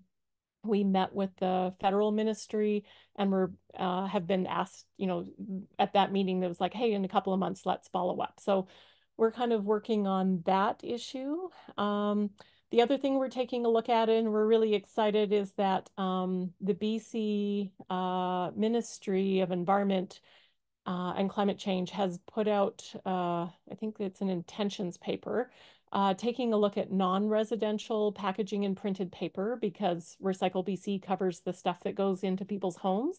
But for particularly smaller communities, sometimes there's no options to be able to have the recycling collected from your business or your hospital or your school. And so this intentions paper is pretty exciting. So they've had 1 webinar on it and 2 workshops. The second workshop was this morning. And so Zero Waste BC will be submitting some feedback, but totally recommend that everybody put in some feedback. And also, I maybe can circulate it in the chat, but there is a survey for anybody. You don't need to know all the jargon of waste to fill out. That's just sort of asking people, like, what do you think? Should you be able to recycle at school and things like that? And we know from the plastics, like all the work that happened with the single-use plastics really came about because when the province put out their survey on that one, they had the 3rd highest response of any of their engagement. And that kind of drove plastics to be more of an important agenda item for the government than I think it would have been. So I think it's really important, if we do want recycling and better options like reuse and things like that for the packaging, to get as many people as possible to say what they think. So I'll find that link and I'll share it there. And then just to or one other area that we're working on is we're engaging with a couple of students at UVic in the industrial ecology program. One is taking a look at, what would be recommended for an EV battery recycling or EV EPR program. And then the other is taking a look at developing an EPR database, because all of those EPR programs are required to file annual reports. They're required to say how much they're collecting by regional district, as well as saying, how many collection sites they have. But I did do a little bit of a deeper dive for that project with the SLRD just to look at for just the SLRD, but it'd be really handy to have that for each program for all regional districts to get a sense of, well, how many collection spots do people have per capita? How are we measuring up against other areas? Are other areas collecting more or less? And if so, why is that? And what are the support are the programs offering? So yeah, so we hope that in the fall, once that database is complete, that Alex, who is the student who's working on it, can perhaps do a webinar, and we'll share that information on that too. So that's it for me. Thank you. Thank you so much, Sue. Sue Singer, do you have a question? Yeah, I was just wondering, Sue, if you can, or Vanessa, if that link can go into you were talking about sending all the links out after, it would be really great to have that survey link among them so that we can all take a look. Yeah, I can definitely do that. That's what I was going to add, that I can add that. And I believe the submission timeline for that one is July 14th. Correct me if I'm wrong, anybody, but I think that's the due date. I will include it. Might be the 23rd, but I'm just trying to find it. Could be wrong. Awesome, but yeah, we will. Vanessa will definitely include it. Is there any other question for Sue? Yes, Tom. Oh, sorry. No, it's a general question. I can wait till later. You can ask it right now. Yeah, sure. Okay. I just does anyone have any more insight around the implementation of mattress? What do you call it? EPR. If it's going to be starting up in the next 6 months or a year. Extended producer for mattresses. Yeah, I don't have additional information. I wonder, like, Andrew, do you know anything else from like general information that it's coming? I think mattresses are coming online next year. Next year? Yeah. 2025.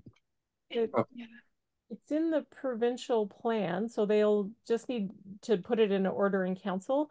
But once the program, once there's somebody to pin it to, like in terms of an association that'll develop the program, they're required to do consultation in terms of what their program plan will look like. So there should be information that comes out once they're in the process of doing that. So but that's a good reminder that, as we see that sort of stuff, to kind of share it with everybody, because it normally comes out in like the Recycling Council of BC newsletter and the Coast Waste Management Association newsletter, and ISWTAG. Hopefully we'll have a direct line to getting contacted. Yeah.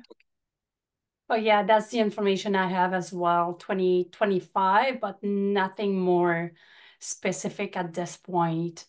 But as we learn more, we'll definitely share the information. Denise, you are the next on my screen. I turned on my camera so I'd be ready. Look at me. So just a couple of updates about what's happened in our world in the last little bit. First of all, I'd like to thank Scott for his biosolids shout out, because it is a constant a bit of perception that we deal with our product that is largely biosolids, is that the folks that use it are happy as hell, and then the people who don't use it are just can't get their heads wrapped around it. So I think that message has to be continually discussed. Okay, so the depot site, Vanessa had said they didn't think they'd be able to go forward with some educational thing somewhere because the depot site was closed. The new depot site should be open at Squamish Rebuild or Squamish Docks.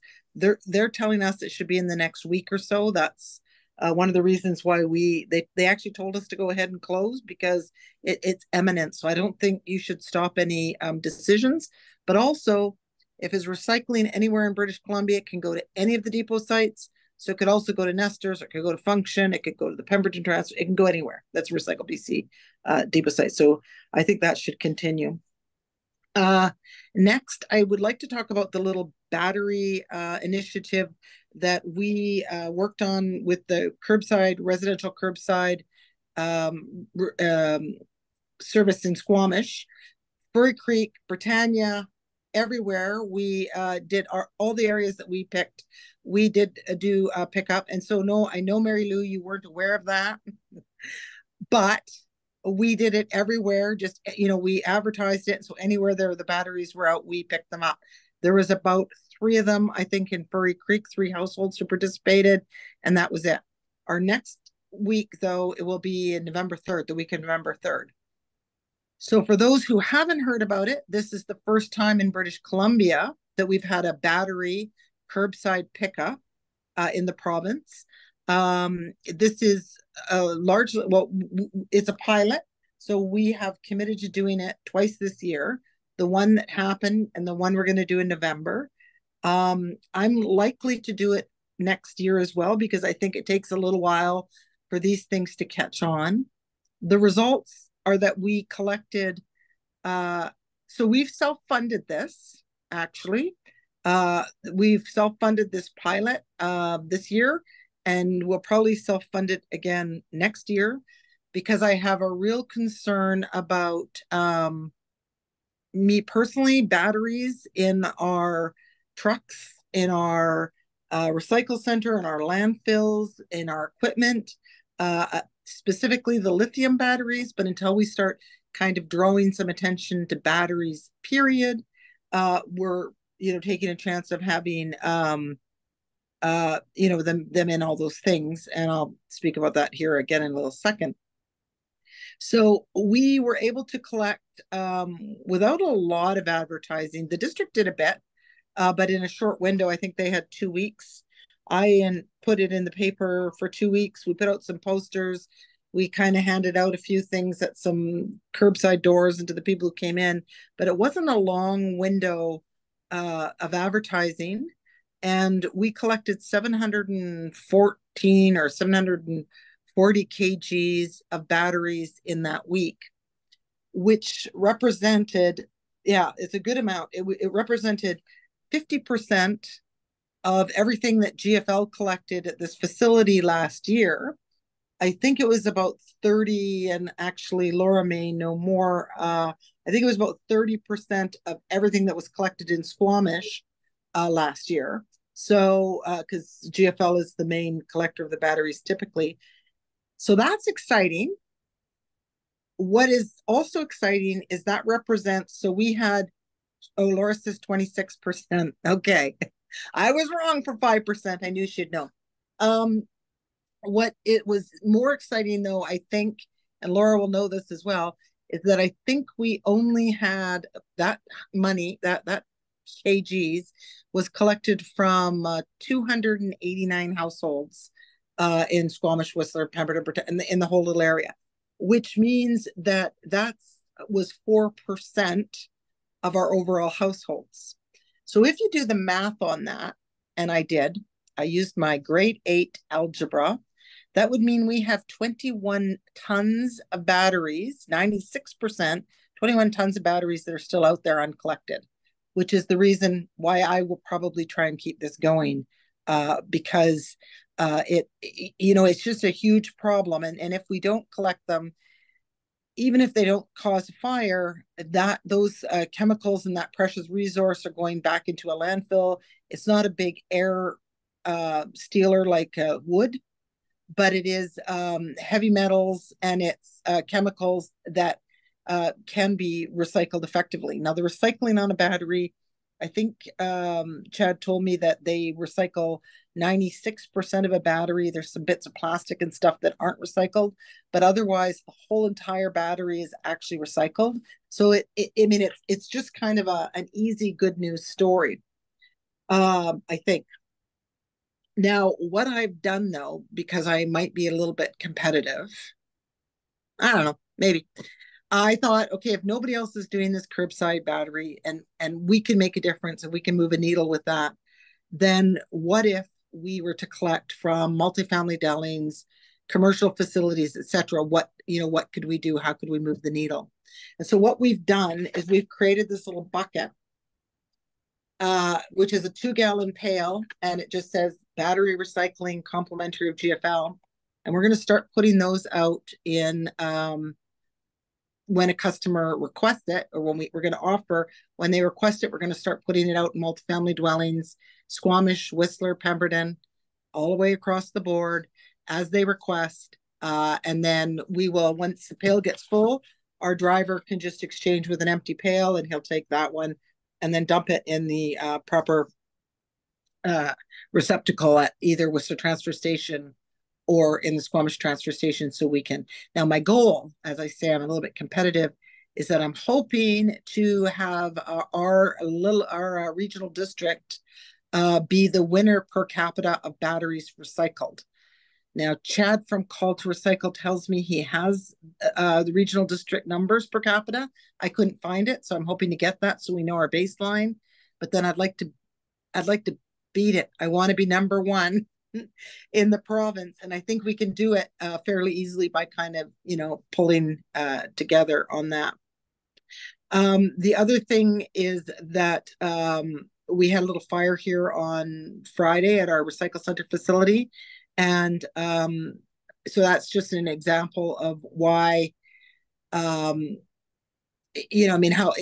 like Andrew, I think, lost 2 buildings in the last 2 years. The Squamish landfill had, I think we had 4 fires last year. We were able to get on top of them pretty quickly. And the one here in our building, we had, everything was going right. Our building was empty. So the only load that was in there was just the load that we had brought in, which was good news. The sprinklers above it detected it and started. They sent an alert to our fire folks who watched the place. At the same time, somebody was walking by and saw the smoke and called 911. So I actually left the building 5 minutes before, turned around and came back. So I was gone a total of 10 minutes. By the time I got back, the whole fire department, everybody was here on it. So that was an amazing response. What we found in that we believe is the start was, yes, there was some electronics. There was a tailgate assembly and some heavy duty kind of wiring harnesses that were burnt. So we know those were central to the fire, because the fire itself went out pretty quickly. There was a propane canister. There was a jerry can of fuel that was also burnt. So I think somebody just cleaned out their garage, had all of these various odds and sods, threw it in their recycling. We could watch it on our cameras because we have cameras inside the building. So we watched, we didn't watch at the time, but the driver dumped his load. He left 10 minutes after he dumped his load. It started to smoke. 20 minutes after that, there was flames. So it is a pretty frightening prospect, and it's getting worse and worse and worse. So unless we can try and pull out some of these batteries, specifically lithium batteries, and then start really spreading the news about proper handling of household hazardous waste, it's going to cost a lot of money to a lot of people. And we were lucky because this took place Friday night after everybody had left. But it also could cause harm to humans as well if my staff happen to be in here. The other thing that I'm excited about and want to target in the short term is vapes. So vapes are something we're seeing more and more in the recycling, either nicotine or cannabis, but they're becoming a regular occurrence. So they're a frequent flyer in our recycling. They're difficult to pull out because they're small, so we don't see them if they're mixed with other things. Most of them have a lithium battery in them. They all have and a starter, mechanism of some sort. They all have chemicals left in there. I think, I mean, Laura and I have discussed this, and Eden here, we've discussed it. I think getting this as an EPR sooner than later would be important. But I think what we're going to start doing here at GFL is not telling people to bring their vapes in, but as they come in, we're going to just start collecting them in one spot to just see how many we get. We know we can dispose of them at our, but it's actually not inexpensive. It's quite expensive at our GFL liquids are in our with our hazardous waste folks. So we've been getting quotes, but it's actually, I think, like a pail like this is sort of $500 or something. So I mean, that is an expensive thing to have to for us to pay for, but we just want to start seeing what the quantities are so we can get a sense of this. But I think it needs to be on everybody's radar because it is an issue. I think those are the only things that I need to talk about right now. I do believe mattresses and propane tanks are coming on 2025. I've also heard the same thing. And Laura had mentioned it'd be better to reuse than recycle wood. I agree. There is a company that I think the RMW has been talking with called Urban Jacks, and they do a reusable wood product.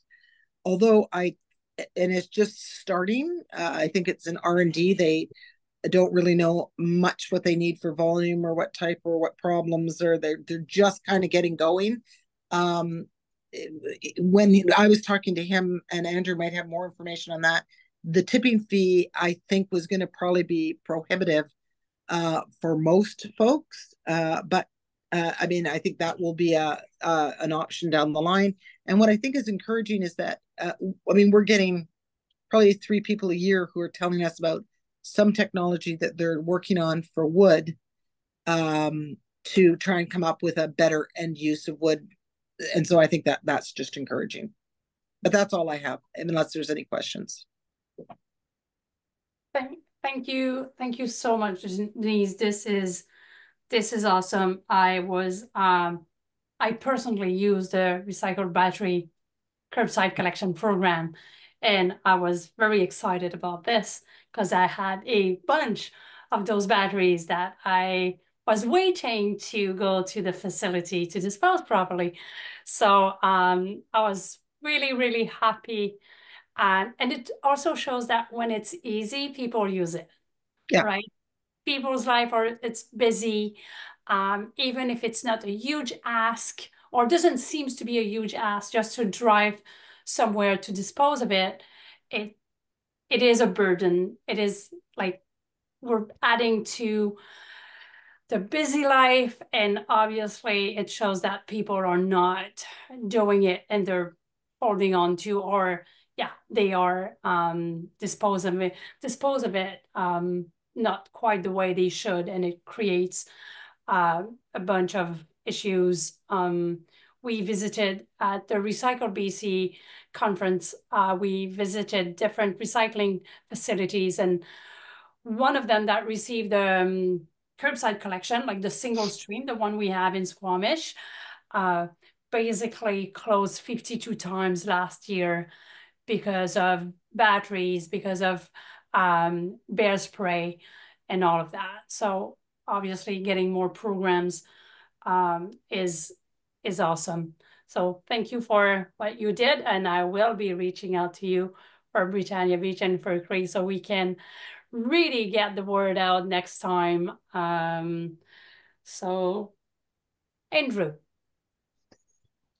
Thanks, Mary Lou. Thanks, Denise, for that. I guess speaking about household hazardous waste, it's a perfect time of year for everyone just to be diligent on, looking at the waste that's being collected, but also communicating with the people that you can talk to about the importance of not putting in batteries, not putting, poor disposal of solvents. Hot coals can be an issue. So things that there's some other place that we can recycle them, they do not belong in the landfill waste because they create hazards to both the staff and the infrastructure.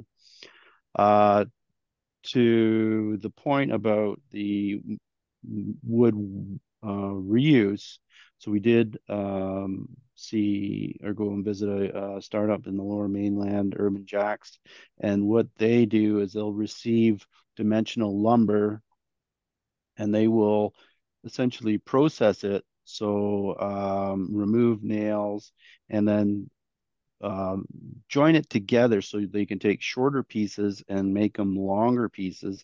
And it's not currently certified as structural wood, but it can be used in construction. So it's a great example of, taking something to a recycler and potentially get it back and reusing it into a project that's local to you. The challenge is the logistics of that. We do need to, if we were to look at the pile that we collect at the transfer station, we would first have to sort out the wood that we think would be a candidate for this program and potentially pull the nails, have it stacked into a bin, have that bin delivered to the city where this company can do their work. So you can imagine that there is a lot of effort to do those different steps, and there's also a cost associated with that. So you can see why it may be difficult to implement right away. But that is exactly kind of the program that you would be looking at if the material couldn't be reused immediately on the site or in Whistler without having to go to the city.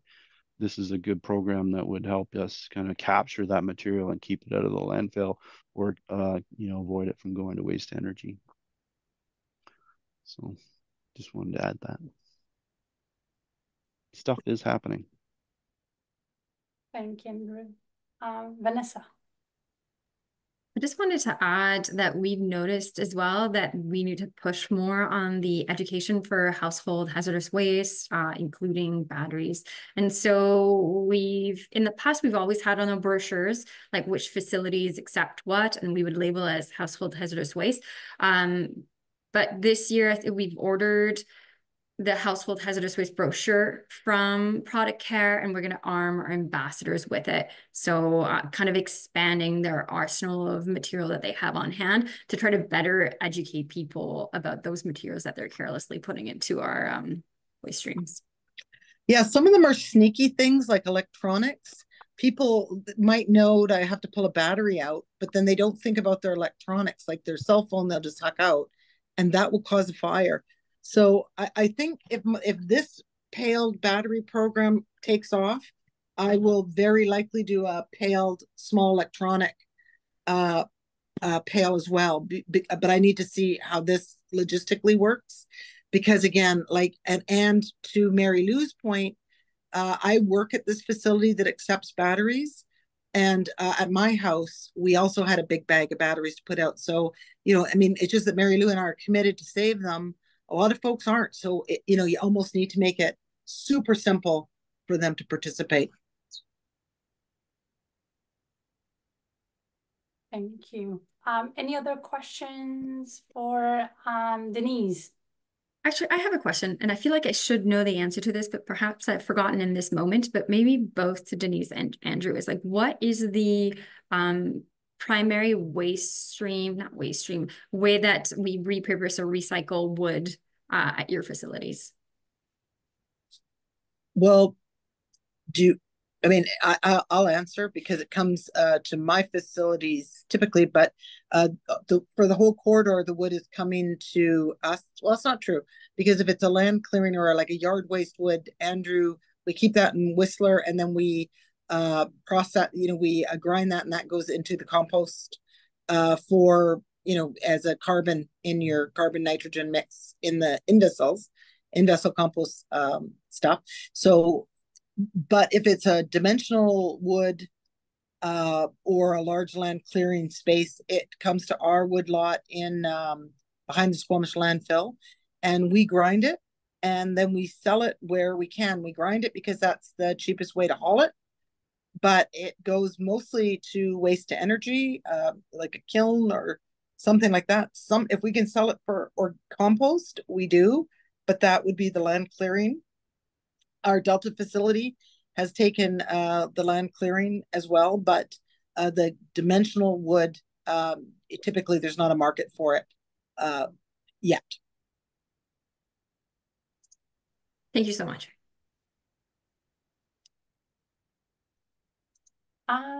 Okay, we'll move on to Laura from the District of Squamish. Okay, I'm gonna try to keep it short. We selected a few updates because so much happens all the time. One thing that we're getting ready for, we'll be doing a waste composition audit in August or September at the landfill. So get the same data that I drew on quite a bit during the presentation. Then something pretty exciting is going on right now. The district has launched the Circular Economy Trailblazer program, which is led by our Economic Development Department, but supported by us at Sustainability. And between 20 and 25 businesses have signed up. And we just had a really great first workshop on Monday with those businesses. Basically, it's for people who own businesses or part of organizations or have business ideas and they want to adopt circular business practices. So waste diversion is a huge element of that. And the first workshop was fantastic. Lots of interesting and interested people, and lots of need for practical guidance and inspiration. And then we have a team of young people working with us at the Sustainability Department for the next 6 months. They started a couple of weeks ago, and it's a team who all work for the Youth Climate Corps. And we secured them for us for the next couple of months. It's a team of 5, 2 coordinators and 2 other youth. I say youth, but they are in their mid-late 20s. Still very youthful, of course, but not teenagers. And they will be supporting a bunch of initiatives and projects and events this summer, which is amazing because we're hoping that they can support a lot of our outreach projects. In terms of events, we've ran so far this year a repair cafe, a kids' clothing, book and toy swap, and we're having a lot of other events coming up in the fall, maybe some in the summer too. We're pivoting a bit this year because we're one of our main facilities, Brennan Park Recreation Center, is getting renovated. So we're lacking event space here and there. It remains interesting. And then in the fall, like I said in the presentation, we're going to council for some solid waste related bylaw changes. Well, recommended bylaw changes at least. We'll see what the outcome will be. But there will be some items around demolition, deconstruction, and single-use items reduction, amongst some other things. The lateral landfill expansion is still moving forward behind the scenes. Shannon's working on that. She's going through the permitting process of this project with the province in the land acquisition. Do I have anything else? Oh yeah, well, Denise was speaking on the battery program already. That was an amazing pilot project, and we're excited to see how it's going to go in November. We'll have a little bit more time to promote it and to get the word out. But yeah, I think it was amazing to see that we collected almost 30% of the annual tonnage of last year. And the more participation we can get, the better, I think. So that will be exciting. And then lastly, we're also under a contamination remediation plan, like the SLRD. And yeah, it's been going okay for us so far. We've been getting audited every month And sadly, we have been over the threshold twice, so we have faced some fines from Recycle BC, but we're hoping for things to get better as the year progresses. Yeah, that's basically it in a nutshell. Thank you, Laura. I know there's a lot going on in Squamish. Appreciate you keep it short. Is there any questions for Laura? No, okay. So the last one we have is Sue Sanger. Yeah, thanks. So I don't have much to update, but I am doing a series of workshops for the Lillooet Agriculture Food Society this summer. And so some of that, there isn't one directly on food waste per se, but there is a second workshop on seed saving, which is a lot about reducing food waste because you can take your overmature plants and save seeds from them. So it's really good and exciting. And I have a question actually for Vanessa. You mentioned that there was some bear-proof or bear-safe composting materials. Is it possible to share those? Because my last seminar will be on composting and putting your garden to bed and that sort of thing. So if the materials are already developed and I can include them, that would be awesome.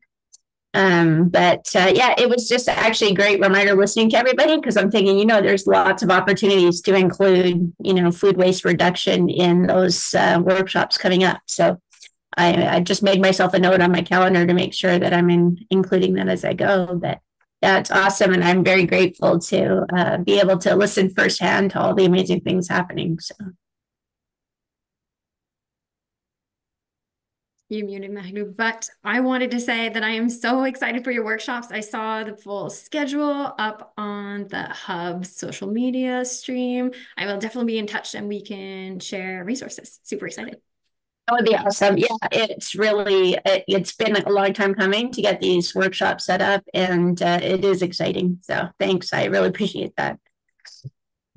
That is awesome. And we can also share some of our data for the last 2022 waste audit that you could always share because there's they break it down between organics but also avoidable food waste. So things that could have been eaten and kind of like better manage your fridge and all of that. So that could probably. If you guys can send that stuff over, I'll make sure that it gets into the workshops and have it available at the Hub if there's any like flyers or materials that we're using the Hub more and more, which is really exciting too. So yeah, it's very exciting to have the Hub in Lillooet. It's we're going to be partnering with them and hopefully it grows within the next few years. And yeah, this is awesome. Is there any question for Sue? Okay. I know we lost a few people, so thank you all for remaining until the end. I have only maybe one or two items that I would like to quickly get your feedback on. For next time when we meet, I was wondering if you would be interested to hear from Tim Ames, who is the manager of First Nations Recycling Initiatives. So basically, he is working with all EPR programs and helping First Nations communities. I've been partnering with him on a few things, and we're going to grow that to make sure that, like, if we can be a receiving facility for them and helping a little bit more. So I'm going to ask him if he would like to present a little bit of what he does and how he's helping First Nations in BC. And so like I'm looking at Tom. I don't know, Tom, if you know Tim Ames. Yeah, I know him well. Yeah. Yeah, he does great thing. Like he was working for Recycle BC until not too long ago, and now he's with First Nation Recycling Initiatives, and I think there's opportunity. Yeah, he's a wealth. He knows lots. Yeah, exactly. And I think there's like opportunities for us to understand better each other's and how we can support each other as well. So and he'd be good for anyone, I think, around the EPRs. Like we were having problems with tire pickups. We had hundreds of tires. We weren't getting much pickup. So he helped us with that. Oh, that's great. Capacity as Recycle BC, but also now in his new position. Yeah. No, it's great to have him have his support for sure. So I'll ask him, and within the next few weeks, months, if there's any topic that you would like to have to discuss, if you know anyone who would be a great kind of like, hey, can we have that person to give us a little bit of a conversation around a specific topic, please reach out. We're always, we want to keep this within the SRD. We want to keep updating each other, but it's also great to hear from other perspective. So we're always welcome to any new subject, new people to discuss. So yeah, I don't have anything else to say. So it is whoops, sorry, Vanessa. I have a housekeeping memo. I sent out the calendar invites for all of 2024 for the PMAX, which is something that I'm hoping to keep doing. So in the beginning of the year, we'll send you all the invitations so that they're hopefully in your calendar. But I noticed that maybe that's not happening. And so I will send out the invite again at the end of this meeting for our next meeting, which is scheduled for October 22nd. If everybody could accept the calendar invite so that it's actually in your calendar so that you get lots of notice, because I felt bad this time. Some people felt that they didn't get a whole lot of notice for this meeting. So my apologies. I assumed that everybody had received the calendar invite at the beginning of the year. That's it.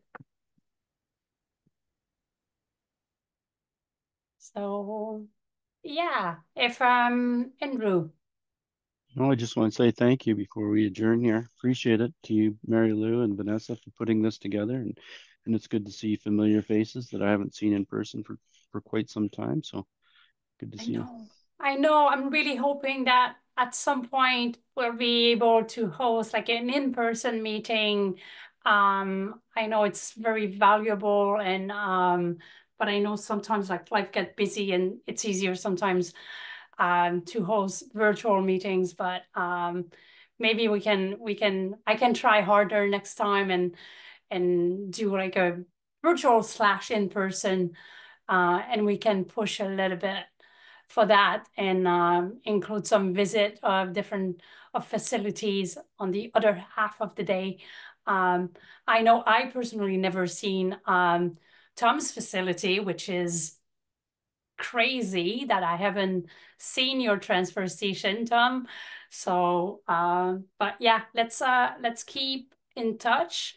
And in any way the SRD can support, we will do our best. But I know that we have some star municipalities with us, and we're lucky for that. So, and all the people were involved in the solid waste within the regional district. We are very, very fortunate. So kudos to all of you guys. Thank you so much. Yeah. And have a nice sunny rest of your day. Yeah. Thank you, everybody. Thank you. And goodbye. Bye. Have a lovely day. Thanks, everyone.